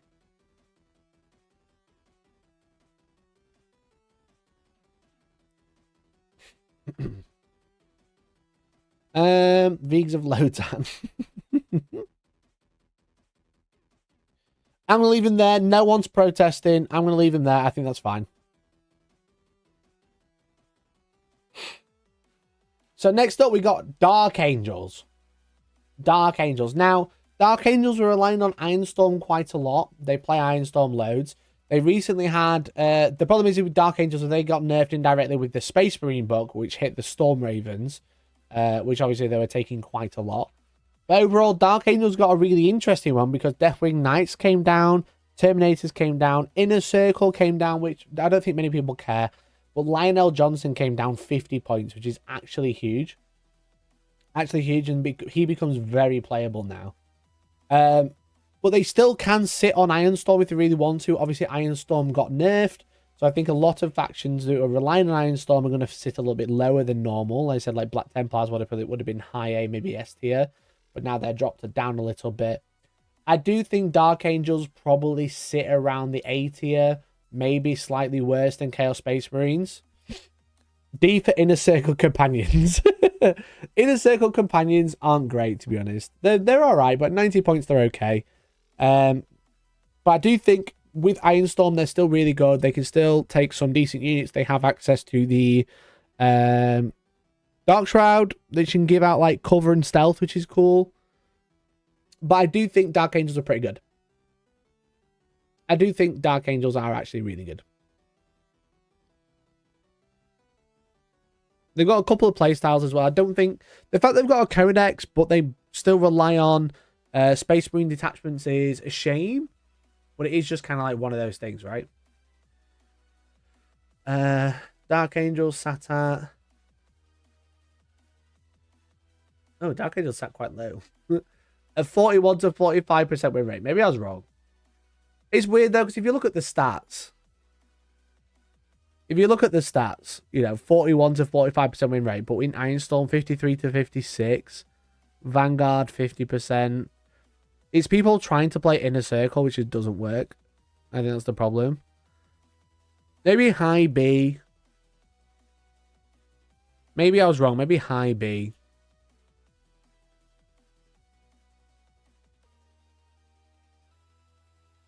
They now work well with Azrael, who gives them the invuln to compete with Blade Guard. Yeah, like, they're okay. The Inner Circle champions. They're not amazing, but they're okay. But yeah, maybe high B. Again, Lionel Johnson is going to be interesting. People, you might start seeing that on the table a little bit more. You're probably not going to see double Stormraven as much because Stormravens went up considerably, so taking 2 is brutal. It went up to 260, and obviously Ironstorm enhancement went up, so that did nerf them. But yeah, maybe high B. The Deathwing feels like it should have less potential. The Deathwing list should have potential. Yeah, it should. Does that mean it does? Sadly not. I still think they were pretty high, but I think they've been hitting the wrong... Well, in the right place, realistically. Everything they were using, like Eliminators, they can't use the Eliminator Impulsor trick anymore. It's getting a bit more expensive. Now, Hellblasters came down. That might make a big change. Suddenly people are starting to think about Hellblasters again, but... Overall, I think the army detachment, with losing the Talon Master, now everything going up in points, I think the double Stormraven Dark Angel list is probably going to die a little bit. So they're probably going to lean towards something else instead. Another flag got costed out of being reasonable to use. Shocker.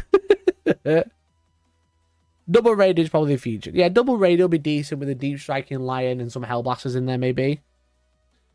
Dark Angel's D. Is that because it starts with D? Hellblaster Azrael combo is pretty good now, it's cheap. But yeah, which is why I'm still placing them high.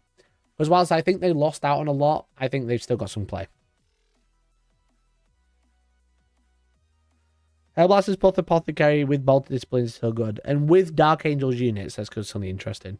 Because obviously you can just be like Space Marines, you can say the exact same thing, but they don't have access to the Dark Angel's characters. I think ultimately they're a little bit worse. I think all of the index supplement, Codex Index supplement armies, the Space Marines, play better than normal Space Marines just because they've got more access to stuff. So I'm going to say high B. No one's protesting, so I'm going to keep going. And it's also 9:15, so I'm going to start trying to speed up a little bit. Death Watch. Look, we're not going to fuck about. They are more playable than Imperial Agents because they are a real army, but they are a bad army. If Detnal decides D for Dark Angels, definitely do it. Death Watch are just a bad army. They are really bad. All of their units are too expensive. All their stratagems are bad. All their units are just generally trending down. They lost a lot when the index went to Codex because they lost a bunch of units. And they've had nothing since. They've not had a big release. They've not had a rules change. They've not had a points drop. They've had nothing in this update, which is like brutal. Yeah, they didn't even get a drop on Terminators. Again, like Deathwatch are doing very well. Their current win rate is probably bottom. Let me have a look at current. Deathwatch are literally the worst army in the game at a 40% win rate. There's only 2 people playing them. But ultimately, it's just a bit like... It's just a bit sad at this point. It would have been nice if they got like a couple of points dropped just to like throw a bone. Like 5 or 10 points a unit maybe. Suddenly they get an extra unit in the game. That's fine. They're still not going to do anything because all the stratagems are super unique to the Deathwatch specific units. So even if you drop all the units by 5 points and you cram in a unit of Incursors or something like that, the Incursors don't benefit from the task force, you know.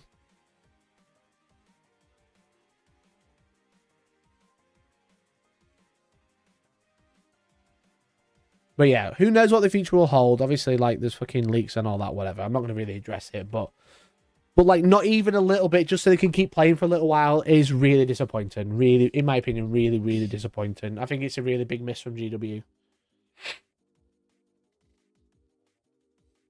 But we'll see.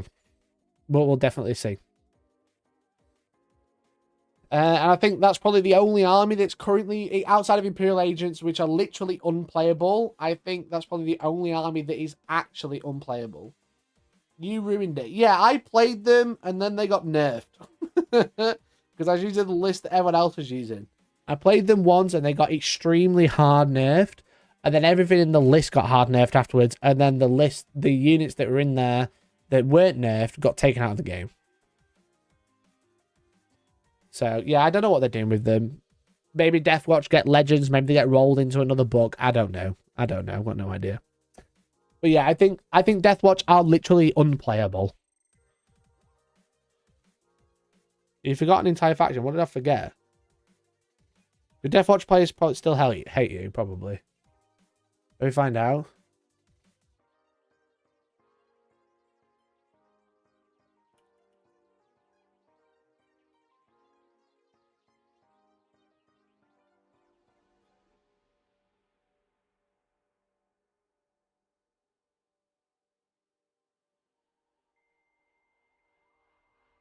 That's about Green Stuff World.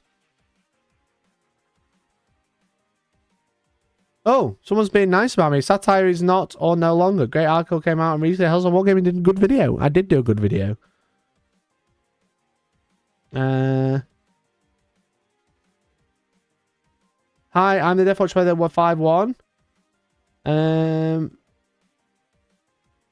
NTM, most of the kill teams blow, and we got gutted harder than an Elder after Hellstormwargaming copy-pasted a borrowed Death Watch champion, won a super major with no practice. There you go, still getting hate. 3 months ago. So yeah, they're still really bad. Still really, really bad. Right, chat, I've overran, so I'm quickly going to go pee. Is that okay? I'm going to go pee. I really need to wee.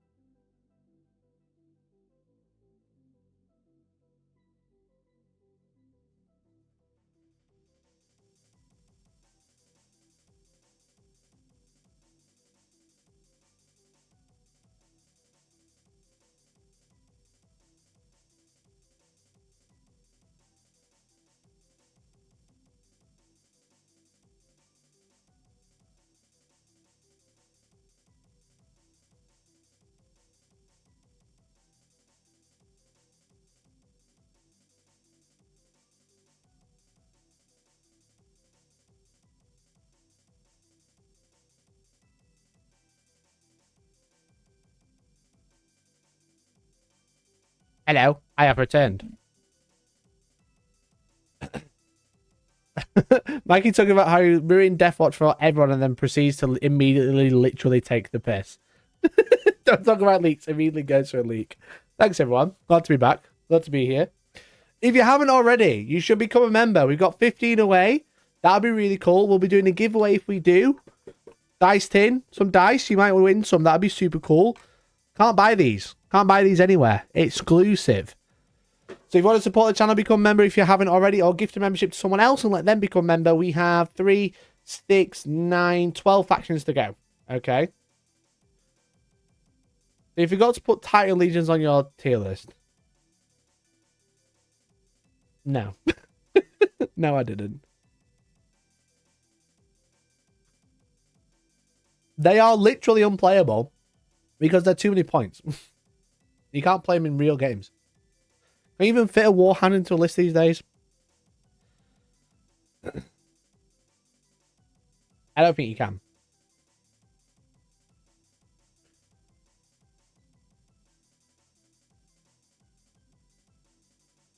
Anyway, Drakari. Warhand's 1100. Okay, you're still not taking one. No one's taking one. Stop it. Stop being silly. Drakari. So Drakari were really bad, and then they got their new detachment, which like did a big number on them. A really big number.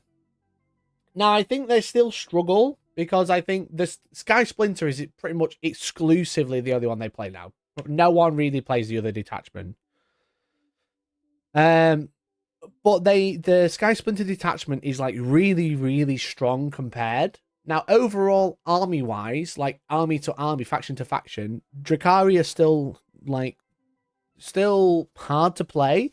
But I feel like their detachment really did a number on them to a point where it flipped the faction from being absolutely awful to absolutely interesting and more fun. So like before they were just like, I would have put them in like D tier unplayable, but they didn't get a points drop, which is a bit of a shame because like ultimately, let me just find them. Just wanted to confirm. Yeah, like ultimately they've had 0 points dropped. So I don't think they were like insanely strong. They were just very, very playable before with their new detachment. But currently, because they've had no points drops, other things have got worse, other things have got better. So I feel like they're like a mid-level army, I would say.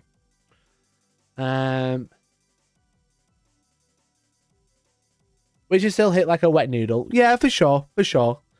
I think, yeah, like as JW says, they like the opposite of Custodes, I would say. Amazing detachments, but their data sheets are still a bit bad. They still die to a stiff breeze, you know? So I would probably say they're like high C, low B. I don't think they're a high B. I think they're up here or down here.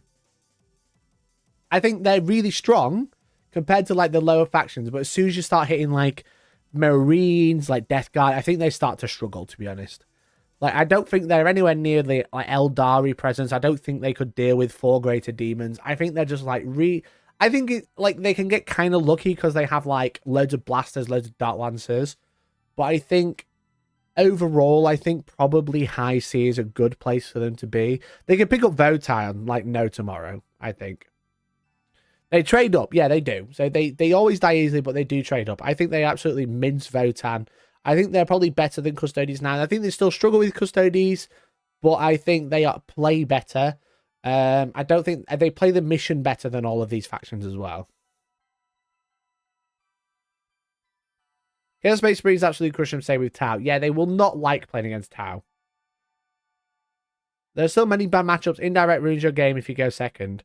Of course, I think a lot of indirect has been nerfed, which is obviously good for the health of the game, for especially like factions like Drakari. But yeah, they can get hard counted really easily. So I think high C is probably okay. They're pirates. They've always been on the... They're always on the high C because they're pirates. Do you get it?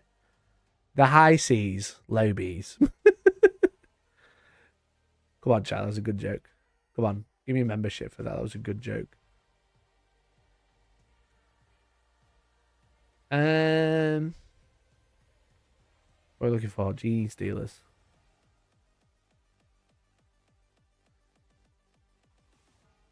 Arg, exactly. No, explain it again. I'm not going to explain it again. Maggie's a dad, no. Those are all the best jokes.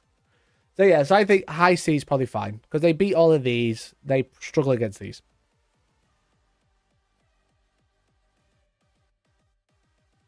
But why are pirates called pirates? I don't know. Why are pirates called pirates?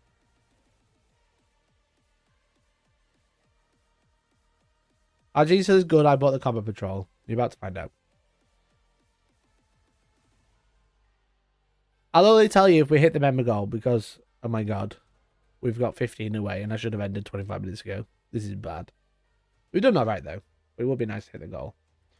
Because they arg. Okay, roll done. Worse than me. Right, okay. G's Steeler Cults next. G's to the Cults on our tier list. Now, G's to the Cults generally trending down. Generally trending down. I might actually change my mind about the only army in D tier. I can't even find them on this list. 9 players, about 50%, 50 to 47, so around an average of 48.5% win rate, so 48%. They've been like a really weird faction because, again, the problem is with G to the Cults. I think they're still struggling to balance them after their previous sins, and they have been ever since.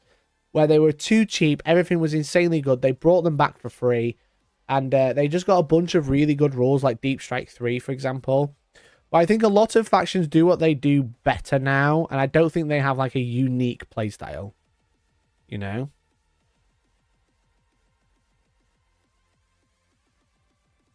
G-Sellers have such a cool range. They do. They're like a really interesting faction, I think. Because they're like a horde but like not Horde Orc army. They've got like a really cool playstyle, but I think everything that they do is like what other armies can do now, because their old abilities was like deep strike within 9, which is like very unique. Now every army has deep strike within 9. It's over 3, you know. Inceptors do it, you know. Bloody crisis suits can do it. A monolith can do it now, which is very funny. Fun fact: the pirate accent is just a Bristol accent, as the first actor to portray a pirate in spoken movie just uses accent. That's funny. Andy's beginning to think you just dislike him, putting his factions in D tier. Andy's like Brock Lee in Naruto, you know? Or Naruto. He's like Brock Lee. He's just got training weights on. As soon as he takes them off, he's going to fucking smash face. But he just keeps playing with training weights on.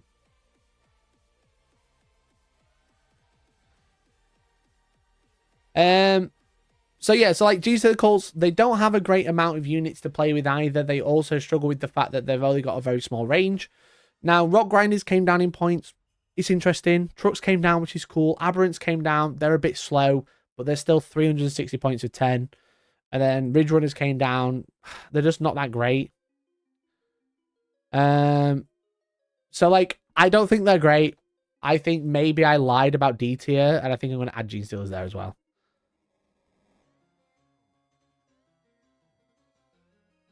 Brock Lee can't use Jutsu, though. Are you saying Andy's lacking something? Yeah, he's lacking an army that's not D tier. I think high D tier is probably fine. I think they're worse than Admech, personally.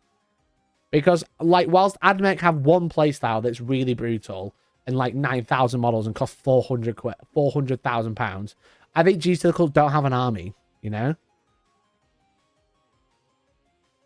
They started 10th, I nearly started collecting, then they got nerfed and haven't recovered. Yeah, they definitely. Question. Why is it only in all caps? Do we have too many armies with not enough choice? Definitely. I think there's a lot of armies here that are struggling because they don't have a lot of choice. G-Circles, Death Watch, Leagues of Votan. What other factions probably don't have a lot of Knights. All armies that don't have a lot of choice. World Eaters as well. So I think they ultimately struggle because they don't have a lot to play with. Tank Shocking without grinding does some decent more wounds. Yeah, I'm not saying that G-Stealers are like... I'm not saying G-Stealers don't have tricks. Oh. I'm not saying G-Stealers don't have tricks, but I'm just saying that they don't really play well, you know? They really struggle. They're bottom of the barrel type playing, you know? But yeah, they've got like a bunch of units, but not like a great deal of like variety. A lot of it is just like infantry with guns or you know, a lot of it's Gene Stealers, funnily enough. But like jokes aside, a lot of it is like T4, maybe an invuln 1 wound, units of 10, bunch of low AP, low strength, low AP attacks. So put question in Warcom, fair enough. They have 1 million characters. Yeah, they do. Let's see how many characters they have. They have 1, 2, 3, 4, 5, 6, 7, 8, 9, 10, 11, 12, 13 characters in 1, 2, 3, 4, 5, 6, 7, 8, 9, 10, 11, 12, 13, 14, 15, 19, 20, 21, 22. More than half of them are characters. They have 9 non-character units. That's actually wild. 9 non-character units. Is that right? 1, 2, 3, 4, 5, 6, 7, 8. That's actually crazy. That's actually crazy. 13 characters, 9 units. That's wild.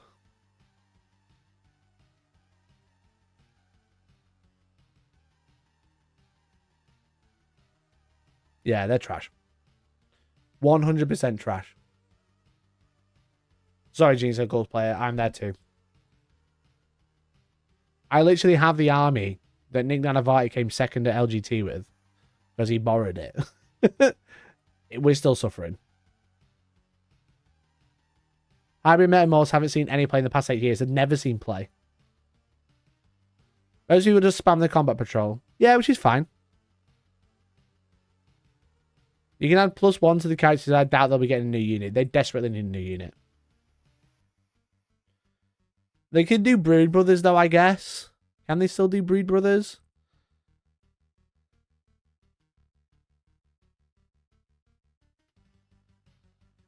But still, brutal.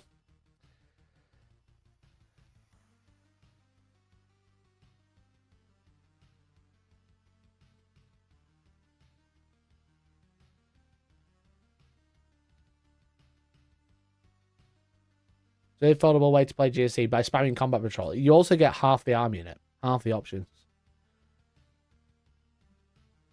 Yeah, so they don't have a lot to play with, clearly.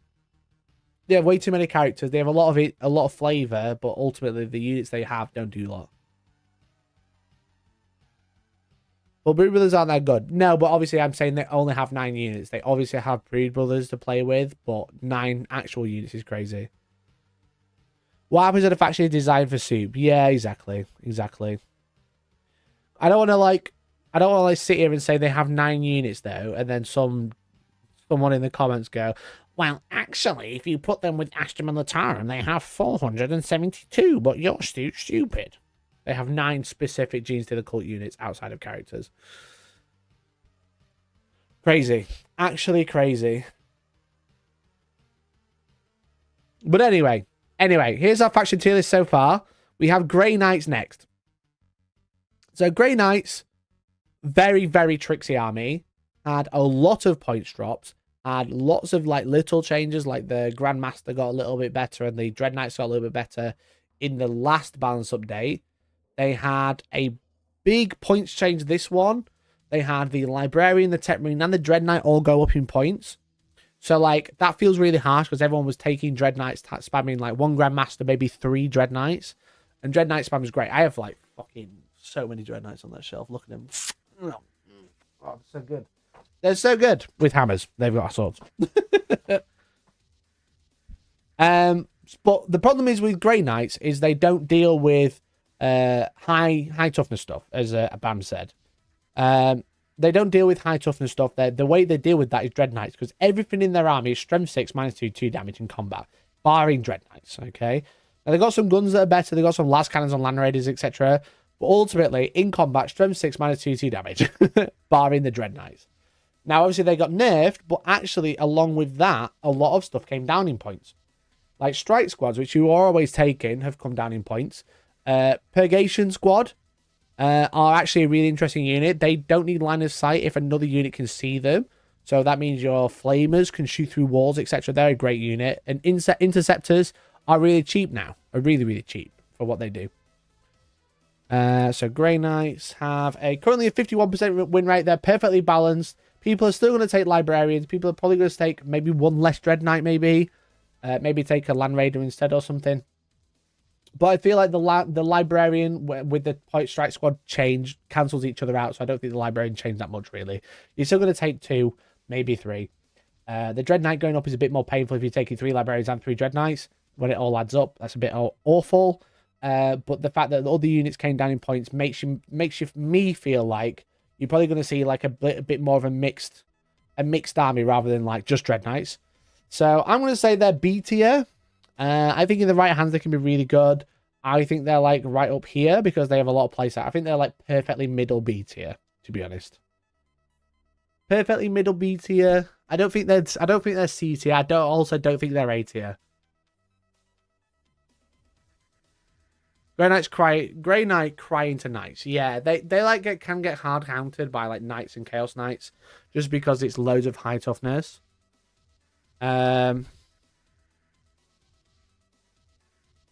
But yeah, they also don't have a lot of options either. They've got a bunch of characters, and then they've got like 2 model kits that make 4 kits.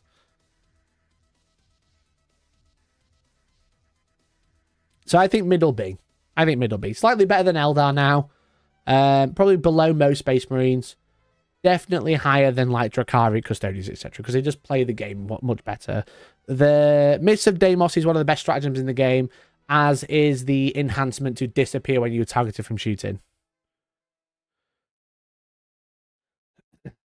I think some of the armies they struggled with have been nerfed, like Necrons, for example. So I think they are like mid-B. So I think that's probably okay. Probably okay. But 10 Marines, it's like, yeah, 10 Marines are decent in them, to be fair. But they also went up in points.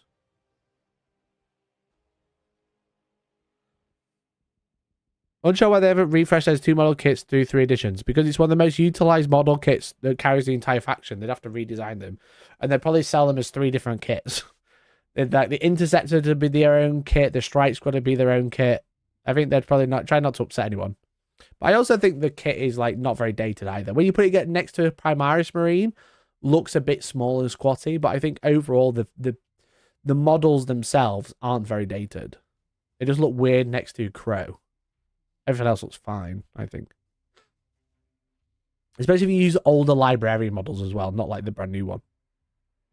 So, anyway, Imperial Knights has the exact same problem as Chaos Knights. Exact same problem as Chaos Knights, but they have a little bit... They have Canis Rex. Canis Rex is an insanely good data sheet. They have access to allies such as henchmen, such as Kyriodraxis, for example.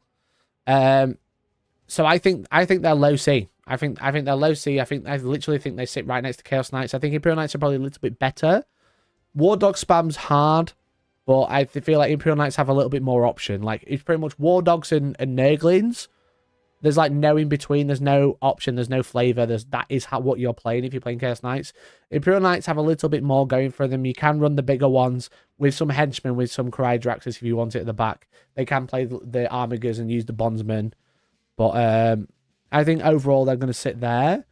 Their win rate is...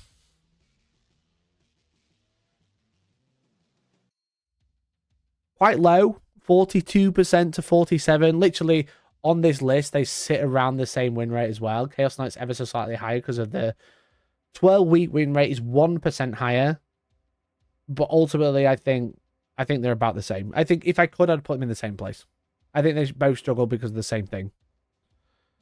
Current terrains makes hard work for Knights. Yeah, the thing is with Chaos Knights is they have the phase 2 wall strat, which is really good. Chaos Knights don't have the luxury of Dark Mechanic can be around. Yeah, because they've got the henchmen. I feel like Imperial Knights just have a little bit more to play with, but War Dogs is like, maybe I'll do that. Maybe Chaos Knights slightly better because they've got War Dogs that they can phase through walls. Imperial Knights have a lot of options. I don't think they're great. But Canis Rex is a great... Canis Rex is an insanely good profile.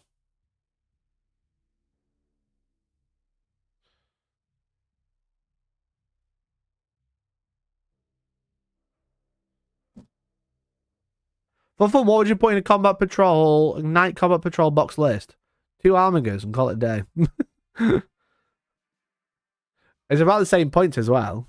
Probably around 500 points. 2 Armigers, maybe. I don't know what else you could put in it. You could maybe put 3 Armigers in it. That would be about it. A guide to all the other combat patrols. Brilliant. Okay, we're down to our final 10. 1, 2, 8. Final 8. So next we have Astra Militarum, which I would definitely put here. Astra Militarum were very good. Were really, really good. I think they've been hit very hard in the balanced data slate. Specifically, if you played a good list and was winning tournaments with it. Because the Manticore, the Bulgrins, the Basilisks, and the Kassakin all went up. Because previously I would have put them here. No joke, you know? No joke. So many streamers going at once. Mikey, Varrock, and Gamza. If you watch Gamza, don't ever come back to this stream. A horrible human. Astra Militarum, I would have said sat at S tier. Big time. But with all of the nerfs, like, no way. No way. They're like really going to struggle. I don't even think they drop down here. I don't even think they sit here. I think they sit like, I don't know, maybe somewhere in B tier now. Maybe Grey Knights maybe play into them a bit better because they lost all their indirect.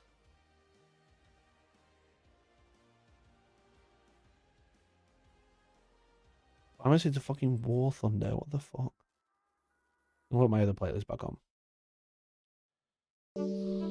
Oh, sorry, chat. Sorry about that.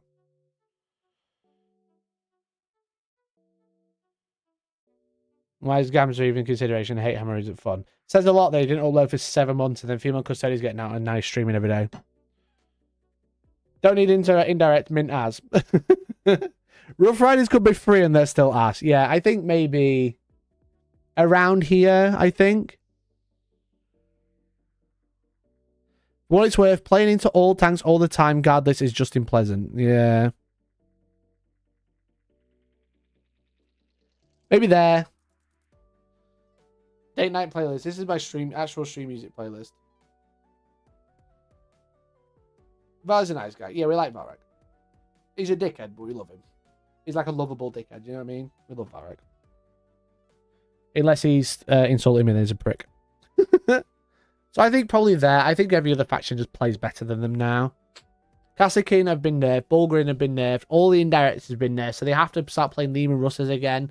And ultimately, Lehman Russes hit hard, but they're a bit slow. They have to jump around terrain. So I don't think they're great. Top of B, you think they're better than low B? I think they got hit really hard.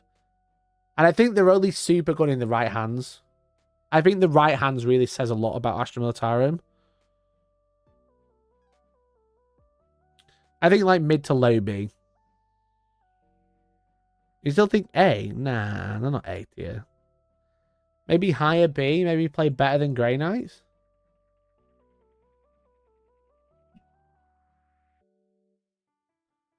I really thought teasers would be higher with the cuts to rubrics.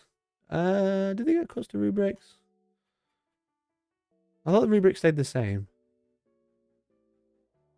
I just don't think they're a brain dead army, you know? S tiers like brain dead, don't need to think, just win.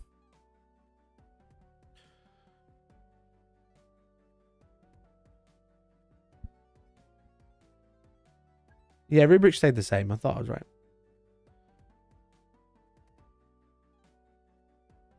They still play well on the right hands. Okay, I'm going to put them there then. Below Blood Angels.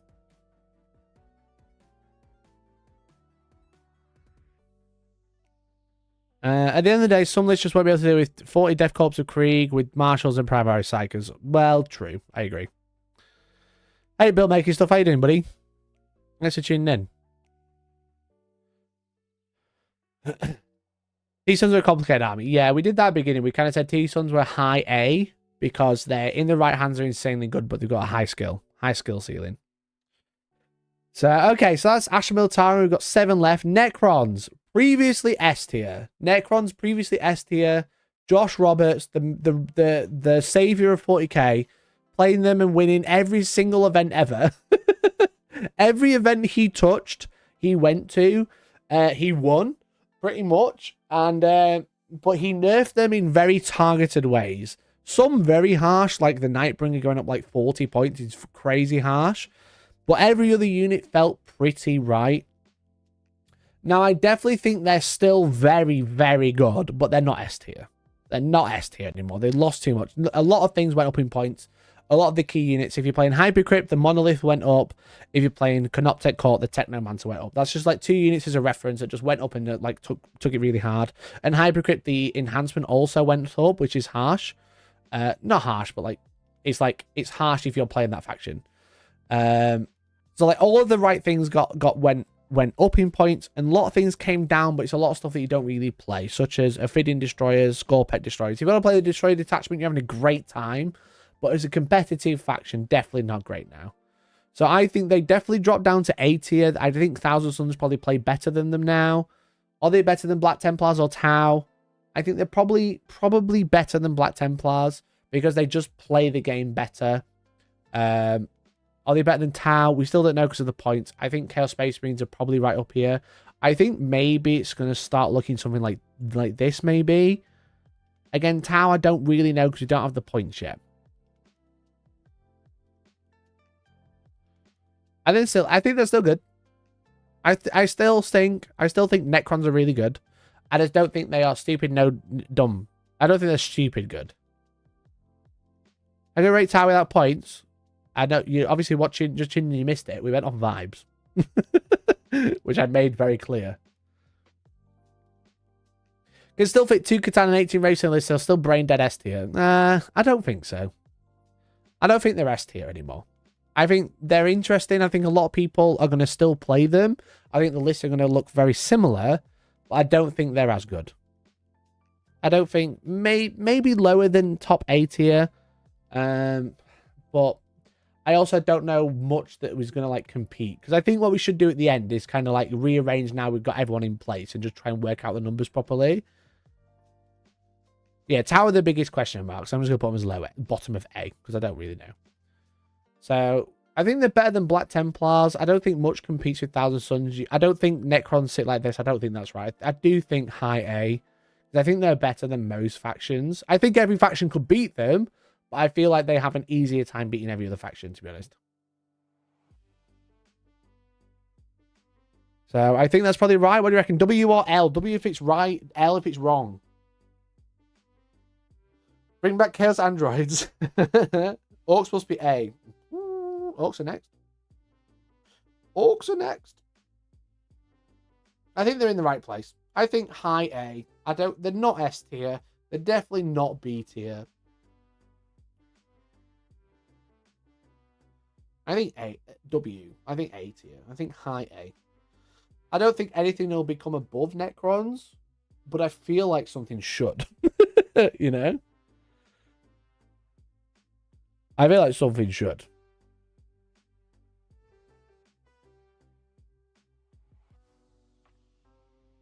Necrons can't get hard countered. No, that's true. There's no real hard counters to Necrons. They can lose games, but there's not like a hard counter like most armies. So, Orcs. No questions. No question. Orcs are my stupid, dumb, no-brain win. If Magoo can beat me in 2 turns, I think they're dumb. If you can read French, German, Japanese. I think Orcs are going to be crazy good as soon as people buy 18 Mega Knobs, some Knobs, and play Bully Boys. I think everybody's going to be playing Bully Boys with half a brain cell and just pushing boys around and wiring twice a game. I think Orcs are super strong in the War turn, and anything that gives Orcs 2 Wars is a bit crazy. Magoo, thanks for 32 months. 32 months of membership. I'm just better than you. Thanks for the 32 months, bud. Really appreciate you. Member, Magoo celebrates 32 months of membership. I'm just better than you. Right? Right? Okay, thanks for the 32. Anyway, become a member. We've got 14 away to do a giveaway. If you would like to win a dice tin and some dice, I'll put some dice in here, ship it to you. Be very cool. I'll even give it a little kiss. There we go. Give it a little kiss and send it out to you. If we hit 450 members tonight, that'll be super sick. If you're not a member already, become a member. If you're already a member, let someone else become a member by gifting one. That'd be really cool. And join our Discord if you haven't already. That'd be sick. So, 3 Mega Knob Death Stars with Gaz and War Bosses and Mega Armor. Yeah, it's going to be crazy. So I think Orcs are probably the best army in the game now.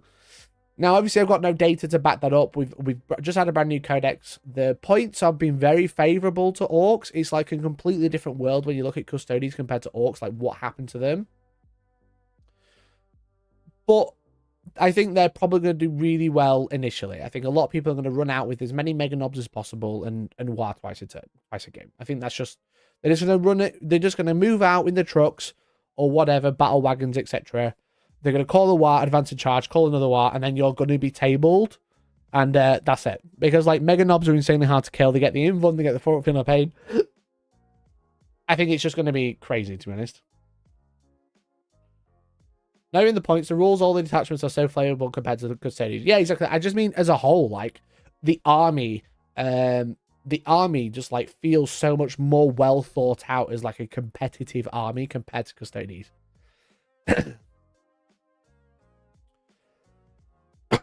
Do you rate the other detachments or just bully boys? I think with orcs, they are actually internal balance wise for the detachments is really good. I think all of the detachments are really playable. I think Billy Boys Billy Boys, because we've got Billy Boy. I think Bully Boys stands out as like insanely strong compared. The double war, you just can't look past the double war, you know? Like you can't look at that detachment and go, oh, maybe I'll play something else, you know? Well, obviously me and Magoo had a great game the other night and he used the Cult of Speed one. Again, got some really great stratagem, some really great synergy with the army. And then with the Death Dread one, the Dread Mob one got some great synergy with the army. It looks really strong. The little random dice roll as well for the buff is great. But I think Bully Boys is stupid, personally. Personally, in my opinion. I'm sure I'm going to be told I'm wrong. But personally, I think Bully Boys is a stupid detachment.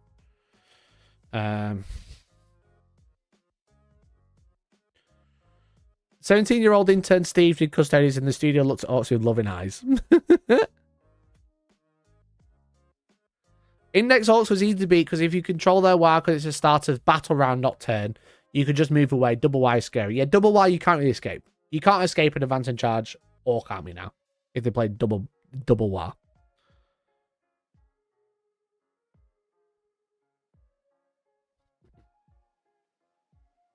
So I honestly think orcs as an army have loads of play, but if you aren't playing Bully Boys, that is the best way to play them.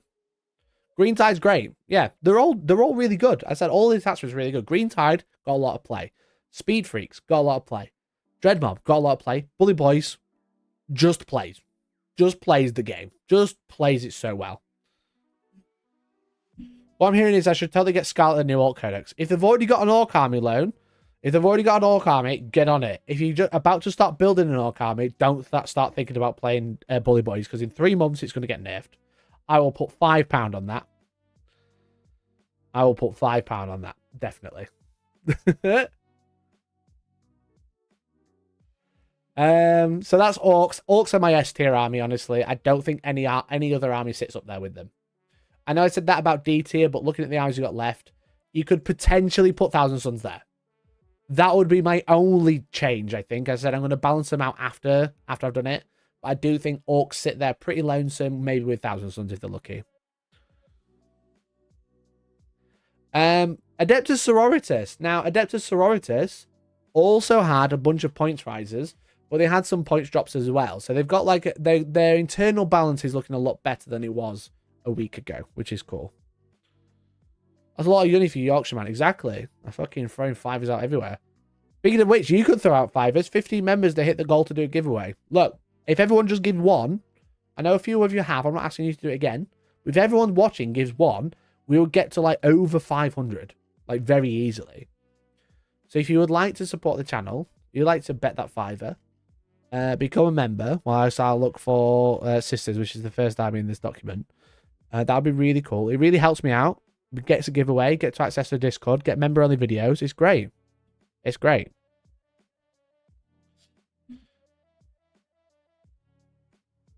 So Sisters of Battle, a lot of common units went up, like Arco-Flagellants is like the main. Well, Arco-Flagellants and the Blade of St. Eleanor. Blade of St. Eleanor was taken on the Palatine every time to make a super choppy, because she gets like the plus damage if she's taking wounds, and then she gets +1 to hit and wound if she's taking wounds because she's a Sisters of Battle. She's really, really strong. And then Arco-Flagellants are like one of the tankiest cheat units in the game. They went up a little bit to 50 points for 3 models, which feels a bit expensive, but I think they're good. You know, I think they're still really good. Rip Payday. I know, I'm cringe for asking for money all the time, I know. It's just one of those things. I gotta do it. I'm a YouTuber. It's what I do. If you like what I do, you gotta support it. And I hate asking, but it's one of those things. If I don't ask, it's one of those things with YouTube, right? Don't ask, don't get type deal. It's pretty cringe, to be honest. But yeah. Yeah, so like Arco-Flagellants, a common unit that they always take. They've gone up in points. I still think you take them, but you start looking at like things like Repentia now. And Repentia aren't too expensive. They're 5 points more for a few extra models, which are also good. I do think I've seen Sisters played really well by a lot of good players. I do think they are a more diverse army compared to a lot, because a lot of other armies look very skewed. Magoo, thank you so much for the gift, mate. You're a fucking star. Thank you so much.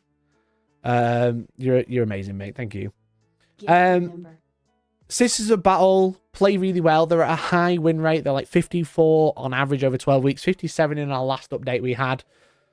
I do think they are A tier. I think they sit around. I think they probably sit there. I think they're slightly worse than Necrons. Maybe because they both got nerfed, I think they were probably in this position. Dadbod, thank you for the 5 gifted. Holy shit, thank you so much. Gifted member. Dadbod, thank you so much, dude. Magoo as well, thank you. But Dadbod, thank you for the 5. That's crazy cool. Look, we're only 9 away now, chat. We can do this. Gifted member. Thank you so much. If you've just been gifted a membership, make sure you say thank you. Make sure you join the Discord if you haven't already. It's a really cool place to be. We hang out all the time. We chat all the time. We laugh at each other. We talk about lists. We talk about painting. You see behind the scenes stuff. It's a really cool place to be. But thank you guys for gifting memberships to everyone else and letting them join the channel. That's really kind of you. Magoo bribed me to play Bully Boys on stream again. Dadbod, do you want Bully Boys on stream again? Because if you say no, Magoo can't. But thank you so much, guys. I really appreciate it. It's really, really kind of you. It's very, very generous. Gifted member. Thank you, guys. Where was I? Yeah, so I think the armies up here have all been nerfed, except for Chaos Space Marines, which have probably sat around here before. And again, Tower, we're going to vibes. We've got no idea. I don't know if they're better than Black Templars. And now I'm starting to think maybe Black Templars are in the wrong place. I think it might start looking more like this. I feel like that probably more accurate, actually, thinking about it. Maybe? Chat, what do you reckon? W for yes, L for no. W for yes, L for no. I think maybe Black Templars probably sit a little bit lower now. I do think these factions are probably better. Templars versus Orcs, classic matchup. Went for a coffee, came back to a gifted membership. Thank you. There we go. Well done. Well done. That was from... I can't remember who it's from now. Well, thank you for leaving the stream on. But yeah, I think that's a better order now. I think Black Templar is slightly worse than Sisters, but I think Chaos Space Marines are probably in the wrong place. I think that's probably good. Templars and Sisters sounds like a very tricky matchup. Yeah, definitely. Definitely, because they both want to hit. But I think Sisters probably trade better. Again, Space Marines hit like a brick, but then die because they don't get a lot of units for what they do. But I think Sisters trade better. Between CSM, Adeptosaurus and Black Templars, there's not really a lot of gap. No, I think these are probably around the same. Not sure how the current meta list of Sisters works into Orcs. They have a lot of good screens. Orcs definitely like can hit the screens really well, but Sisters still have good screening. Into Orcs, we all lose. Well, that's why they're in S tier, right?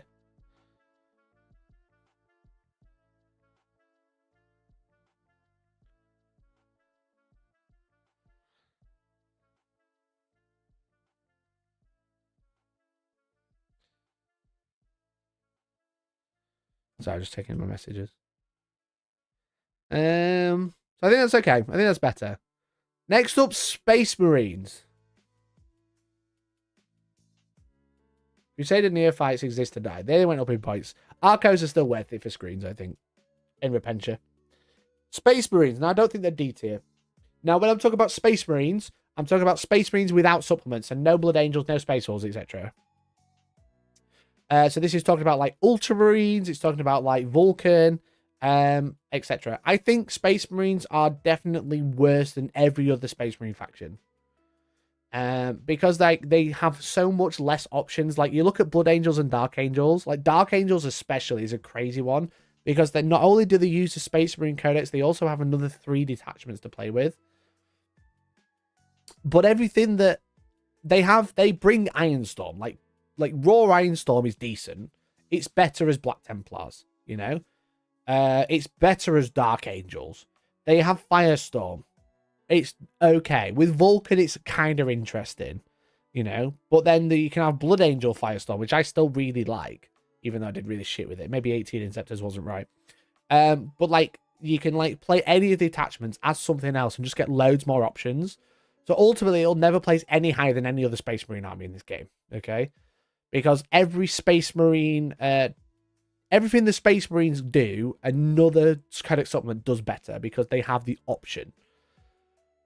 I think they're C tier, but I think they're low C tier because, like, ultimately, you don't really see many people playing Space Marines exclusively.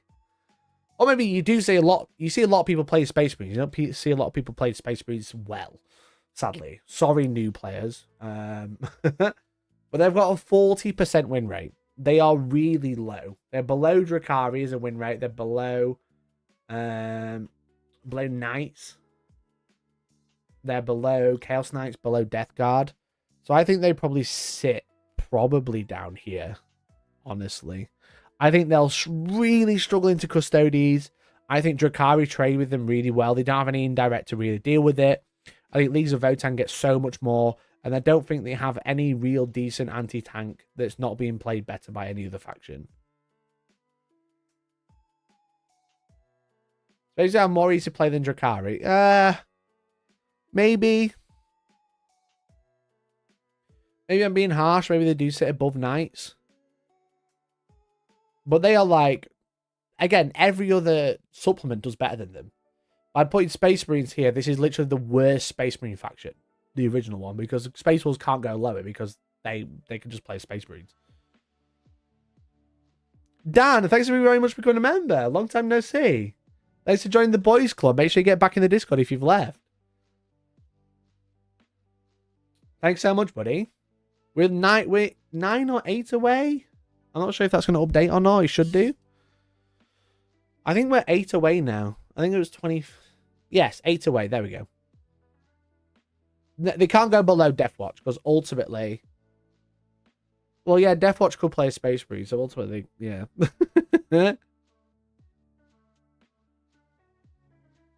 We're eight members away, so if 1 in 10 of you decides to gift a membership or become a member if you haven't already, looking at you, Crosby. Who else is a great name? Who else is a great name here? Not a lot of people now. I'm doing a long scroll. J Mad, you could become a member. £1.99 a month. Calling you out. Great name, Gringe. NPF 6, you could become a member. Oh, you are a member now. Deathwatch is actually worse because you restrict what you can take from Marines. Yeah, they're like a really strange one because, yeah, they can still play Gladius, but they actually get worse because they can't take as much.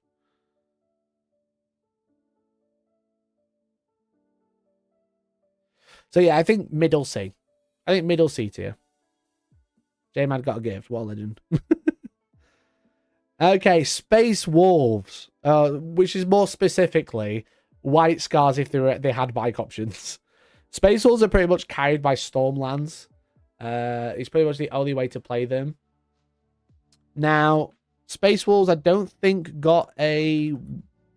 I don't think any points changes. Wolf Scouts and Wolf Terminators came down. The Wolf Scouts and Wolf Terminators came down. You weren't taking Wolf Terminators. You might have been taking Scouts. But ultimately, Space Wolves get better because of the changes to Space Marines, you know. Assault Intercessor with Jump Pack. Something a little bit interesting, you know. Incursors are a good little forward deploy. And that's about it.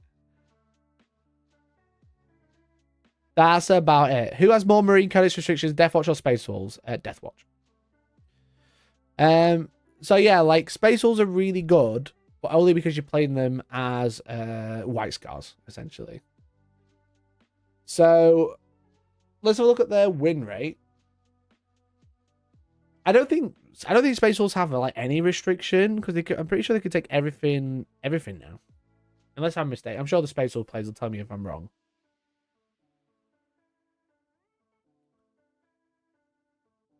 Real Space Wolves don't take jump backs. Yeah, but he's fine. Wolf Wolves cosplay my Mongols. Yeah, like I think Space Wolves are like super strong now. Whoa. 45% win rate, but an average of 49 everyone is playing Stormlands at a 55% win rate. We can take everything unless you're in the Sons of Rust detachment. There you go. So I think Space Wolves are probably high B, if not A.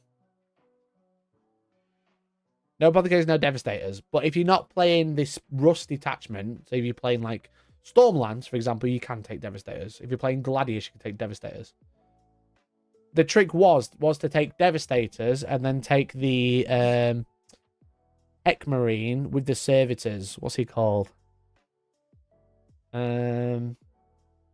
Iron Priest, and then you could attach them together and get like 9 multi-melters. So yeah, I think Space Wolves are high A. I've seen one particular player, Matt McCurdy, take Space Wolves and beat some of the best players in the country. So I think they're definitely A tier. They might even be up here, but ultimately I think this part of A is getting a bit messy. And if we said these are all in the same place, I don't think I'd be mad about that. They might be better than Black Templars. They might be better than Sisters. They might be better than Chaos. But ultimately, I think these 4 factions are probably all around the same.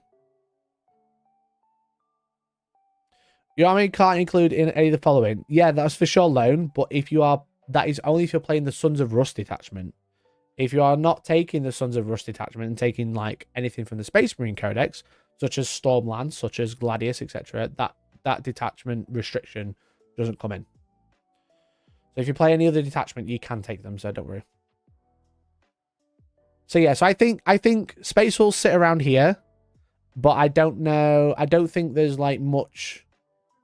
I don't know how to split these 4 up. This is still cringe. No membership, just a Timna my G. Tom, you're a fucking legend, mate. Thank you so much. Thanks for the 10, dude. You're a star. I appreciate you so much. Thank you, buddy. Yeah, I don't think there's much discrepancy between these. This could be like half a point, 0.5% for all I care. I mean, these 4 factions all sit on the same tower, just there because you don't know what the points are. Stormlands makes Wolves fun. Yeah, they make them really playable because all their units benefit from it, you know? So I think they're around here. Maybe they could be here. They could be here because someone else got nerfed. They could be down here because they didn't get buffed, but I'm gonna bang them in the middle. My dice better come with kisses. They sure did. They got a little kiss before they went. I love Spun the Walls will get bodied by boys, but I think you'd have a good time or a good game into all of this. Still getting my head around playing a Space Wolves coloured Ultramarines is all. Yeah, definitely. Just logged in and we're talking fairies. Want my tenner back. Well, I think we're okay. W for the right place, L for the wrong place for Space Wolves. I feel like I'm pretty much on the nose with this. I'm pretty hitting the nail on the head with like the placement. I feel like we're getting a good visualization of where the factions sit now. How long has made you stream? I'm currently at over an hour and 10 late. I've run over by an hour and 10 minutes, and I've got 2 factions left. So probably 10:30. Capital W. I'll take it. I'll take it. But look, I've got like 20 minutes left. We've got 8 members. That's 1 every 2 minutes. No, it's not. It's 1 every 2.5 minutes. We could do that. Shockingly, Mikey agrees with his own rankings. No seeing Mikey, but I'll take it. But no, I think everyone else is also agreeing, right? There's not many people. There's not like a swarm of people who say, no, you're wrong.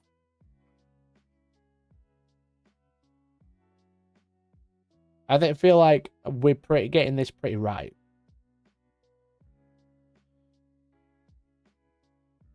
And there's been a content creator list update. Or another one. They updated it twice. Are you talking about yesterday?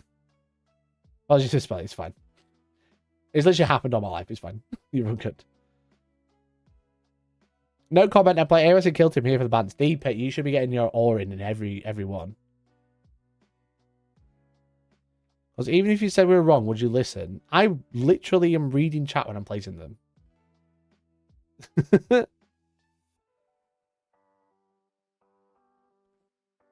I'm literally reading chat. I put Astromill Town bottom B and then move them up to high B?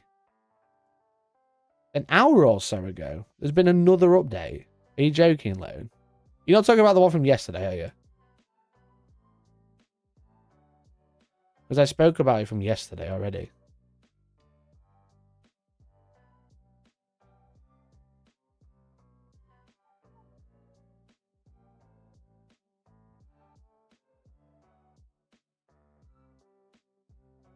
Another update. Jesus, right, okay. This is today. Yeah, I don't think mine's changed though, so I'm not interested. I won't give that cringe account any attention. My apologies for bringing it up, chat. I can't believe they're still updating it. That's so sad.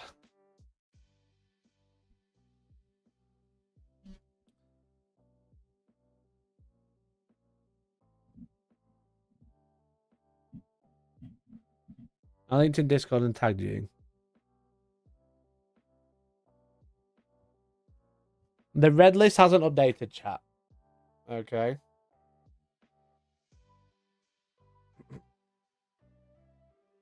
It's just getting a bit sad now.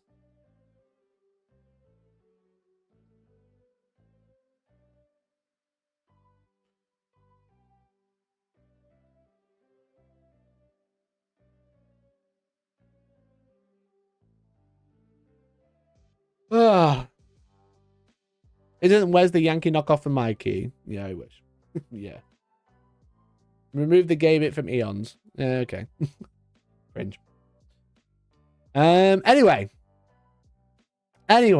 we got 2 armies left. Tyranids, done. World Eaters, done. No, I'm joking. So I think Tyranids. I can't take them out now. Go away. I can't take them out. I'll move them. Tyranids. Listen, at my live stream of the balance update, everyone keeps shouting at me for saying people take the Swarm Lord, which I was wrong because I was thinking the Swarm Lord. I was thinking of the Hive Tyrant. Everyone's really mad at me. No one was taking the Swarm Lord. I want to get that out there, but everyone was taking Gargoyles. Tyranids got a lot of points drops. I'm so tired. Better finish your stream. Oh, Mikey, a Twitter update. Of course, I'm going to be interested in stuff that happens. What do you want me to be? I'm not fucking prude. Tyranids. Tyranids got like quite a few updates, but most thing is Gargoyles went up, which a lot of people were taking to play the mission, and everything that people were taking didn't come down. But some interesting things came down, like the Lictor at 55 points is like super interesting. Zone Throats coming down to 100 points for 3 is also super interesting because they're like really decent anti-tank shooting. They're really survivable. And 3 for 100 points is nice. Ultimately, the way they play isn't going to change. They might squeeze in a unit of Zone Throats. They might have to drop something for Gargoyles. But I think overall, all the rest of the units should not crazy about. You're not crazy about. Like, maybe you put a Psychophage in because they're super cheap at 95 points. Okay. Maybe put some Zone Throats in for some anti-tank range. Okay. But like the Lictor you might have taken is come down, which is cool. But Gargoyles are going up, which is annoying. Lictors are pretty good already. Yeah, they came down 5 points to 55. It's because the other ones, the Neuro Lictor is much better. And that's 80 points compared. It's like almost, it's like close to double, right? Which is like crazy. So I think Tyranids, they definitely sit like probably around here. Because they still have Biovores. I can't take World Eaters out. I've not done World Eaters yet. They can't take They can take Biovores and just cleanse and homers every turn, which is great. But they're just like, they don't have a lot to deal with anything. Their highest strength weapon is like strength 9 or something stupid. It's crap. So they can't really deal with like ranged, like high toughness really. But they have like a lot of detachments to play with. So I think probably like low C is probably fine. Chat will please let me know if I'm wrong. I don't see Tyranids on the table too much, and I think that's just because they're bad. They are one of the worst trending down factions at 40% win rate. But Vanguard is decent. It has a 50% win rate. Synaptic Nexus is decent at 40. Unending Swarm at 50 is okay. But I just think they're just pretty much trending down. Are they better than Knights? Maybe not. Are they better than Admech? Probably. I think they do better than Knights because I think they play the mission better. I think they definitely just play the mission better.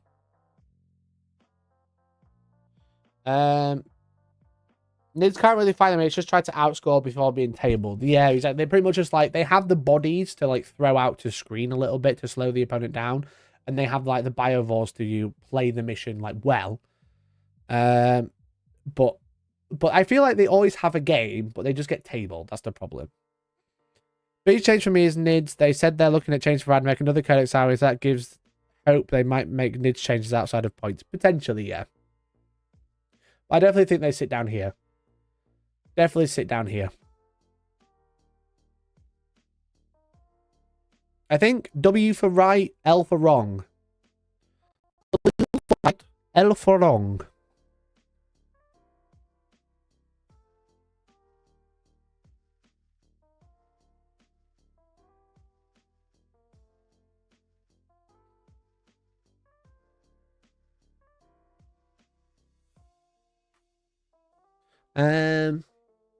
They don't just kind of suck. Relying on morale when morale doesn't do much. This isn't heresy, it's just oof. Yeah. My worldies in D, because I dropped them in there as a joke and I can't take them back out. I'm doing them next. They're the last one. W didn't do anything. Yeah, it's true. So the final one, World Eaters, S tier. Now, World Eaters are an interesting one. They got like a super hard nerf last balanced data slate. This one, they got some like decent points drops on things like Jackals, on Khorne Berserkers, on the Hellbrute maybe.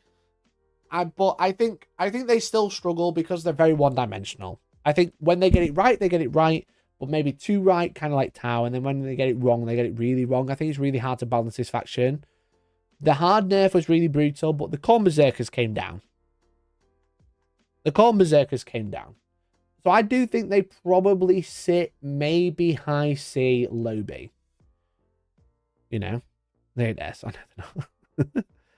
I feel like into the right army, they can do really well. Is World Eaters the Tau of melee? Definitely. That's what I'm kind of saying. I think because Tau are one-dimensional, as in a shooting phase. World Eaters are one-dimensional, a combat phase, you know?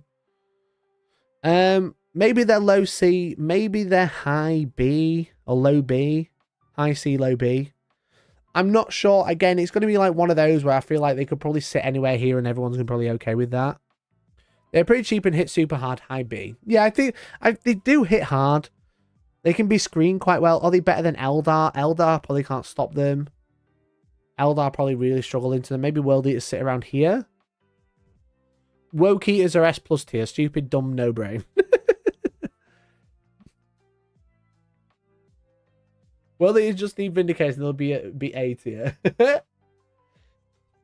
But yeah, like they got some nice points drops. They just get a little bit more now because they're already taking a bunch of Khorne Berserkers. So like a 20-30 points drop might get them a enhancement, which would be nice. And they kill. They do kill. When they hit like a brick. They just don't have a lot on the table. But they've got all these extra buffs. They can bring Angron back, which is super hard. Maybe they do sit middle of the pack around a mid B. Maybe they do sit at a mid B. Will they just roll over point here? There's no question. Did they do better than Guard, though? Maybe not. Army of Glass Cannons, definitely.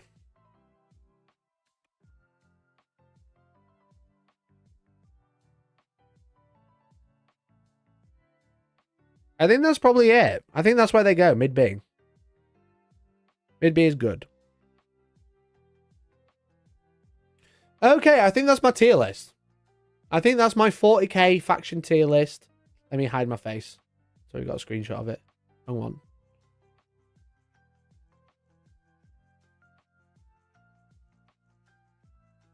Casually, it just feels like the Angron slot machine. If you don't get Angron back, you cry. And if you do, especially multiple times, your opponent cries. Yeah, definitely. Low B is the resident World Eaters degenerate. I think that's my faction tier list, as you can see. That is all of it. That is everything. I think that's like a really good representation of where the meta, in my opinion, is going to sit. Because obviously they've had like a bunch of points drops, which is going to make some of the armies change fundamentally. I do think if you really wanted to be like a bit funky, you could put Thousand Suns there. I think maybe you do that. I think more armies are going to trend towards B and C rather than A. I don't think any armies move up to A, but maybe you put Thousand Suns in S. But they are really hard to play, which is why I'm putting them in high A, to be honest. Because they're not easy to play like Orcs will be, in my opinion.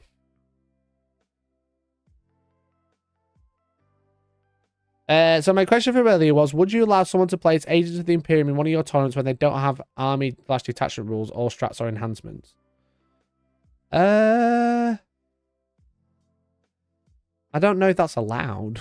Because you have to choose a detachment. So I don't know.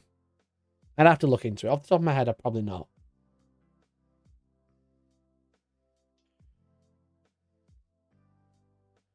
Have a look at reference.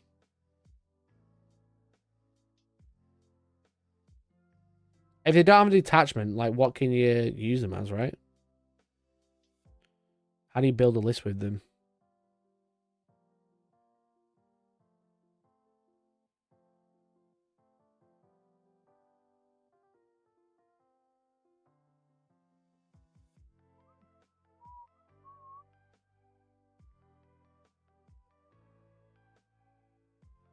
Yeah, agents don't have a thing, do they?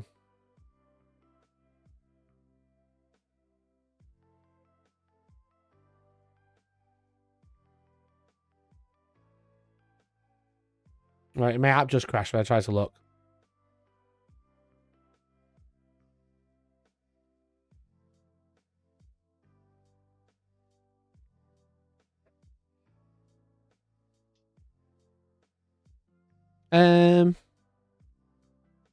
If every model in your army has the Imperium keyword, it includes any Imperium units in your army if they don't have the faction.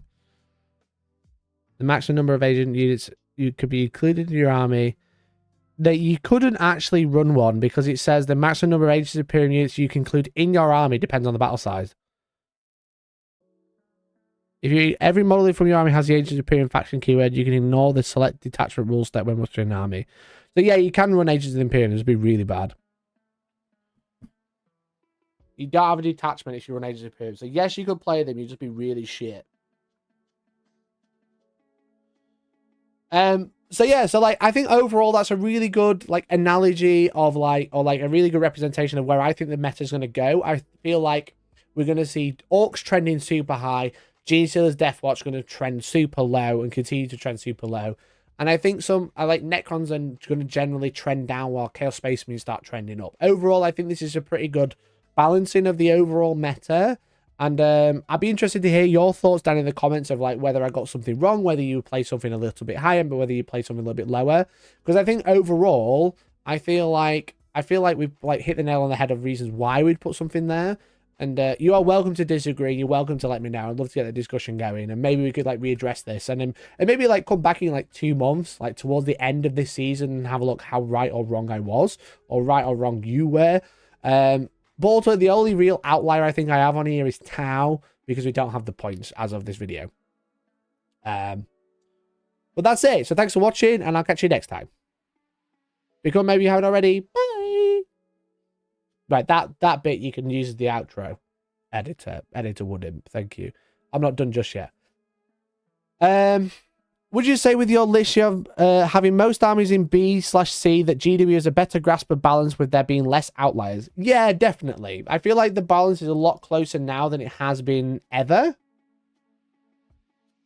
They're like they're a lot closer. Like there's not the gap is a lot smaller now. There's obviously some at one end and others at the other. But I feel like the gap is a lot smaller than we've seen in the past 2 years, maybe. Because obviously, if you look like last year, like late 90s, you saw like Custodes, Harlequins, etc., doing crazy, Dark Dracarys being crazy, and every codex that came out felt crazy. But now it's not the case. I think the hard reset was good, and I think they have been very good at addressing things that haven't worked, and they've been very good at doing it. But ultimately, I feel like the game could be in a better place. They're trending in the right direction, though, definitely.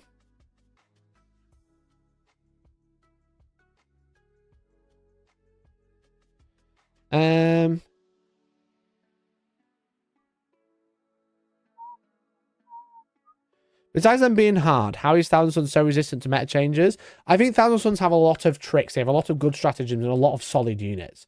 And the detachment's really good. They have everything an army needs. Good detachment, good stratagems, good enhancements of that, which is like kind of one. Good data sheets, good tricks, you know? Like, because again, like we mentioned earlier, like a good example, Drakari, great detachments, the data sheet's not very good. Adeptus Custodes, great data sheets, detachment's not very good. Thousand Suns have it all, which is why I think they're so good. Skinwalker is by tabletop about how well they play, and that's what I've come to.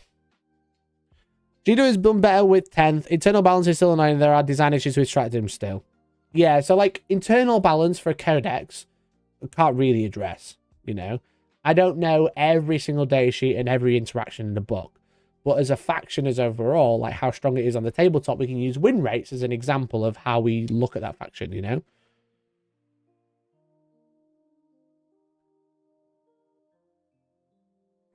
Lore tier review. I'm not going to do that now because I have been streaming for an hour and a half more than I usually would. It's currently my bedtime. Do you think GSC is bottom tier? 100%. Feel free to rewind. I'll be putting this out as a video because Woodin's going to be editing it for me. But yeah, GSC are really bad. Grey Knights in B. What have I missed? Grey Knights are B. Do you think Grey Knights are better? Should have been here.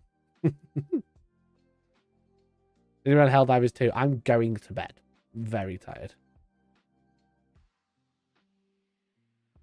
But this has been fun. I really enjoyed this. We didn't make the member goal. Cringe. The first Monday we've never hit the member goal. I feel like you're all so involved in the conversation you didn't want to help us out. But there we go. Never mind. I'll remember this day. Thank you everyone who has gifted. I am only joking. I'm only pulling your legs. Thank you everyone who has gifted and become a member. They all super chat. That is super kind of you. I want to say a massive, massive thank you to Bishop, to Papa Pariah, to Free Radio, to Lone, to DN Stuff, to Papa Pariah again. Papa Pariah 3 times tonight. JW, Mercenary Q twice. Big C, That's and Des. Mercenary Q 3 times. Papa Pariah, big one. Mr. Magoo twice. Dad Bod, Nap God for 5. Dan, Paton, and Tom. Thank you so much for the super chats and the gifted memberships. I really, really appreciate it. I couldn't do it without you. We didn't hit the member goal, but maybe we'll hit it next time. Okay? Maybe we'll hit it next time. Because ultimately, whilst it's over today, it doesn't mean it's over forever. Okay? So it's the end of the day to... Oh, God, too loud. It's the end of the day today. You know, it's the end of the stream now. But that just means the fun's over for now. Because the fun will return Wednesday on the Wednesday morning news. We're talking about the news around the world. And we're going to be talking about censoring camel toes. Okay? Look, I don't make the rules. The internet does. You know? But it should be fun. So thank you so much, everyone, for hanging out. Thank you very much for all your support. I literally couldn't do this without you. And hopefully you enjoy this type of content. And if you did, let me know down in the comments below. So look, whilst this has come to an end today, ultimately, the fun will return another day on Wednesday. So thank you very much. Thank you for hanging out. If you haven't already, please like the stream. Please like the video. Become a member if you haven't already. And hopefully, I'll catch you next time. Okay? Sleep tight and have fun. Have fun, everyone. Goodbye. I pressed the wrong one. I didn't press the one that goes slowly. It just went off. I'll try again. Goodbye. That's better. Bye, everyone. Thanks for watching. Love you. Bye. Bye. Thanks for watching. Bye. Slow fade. C6.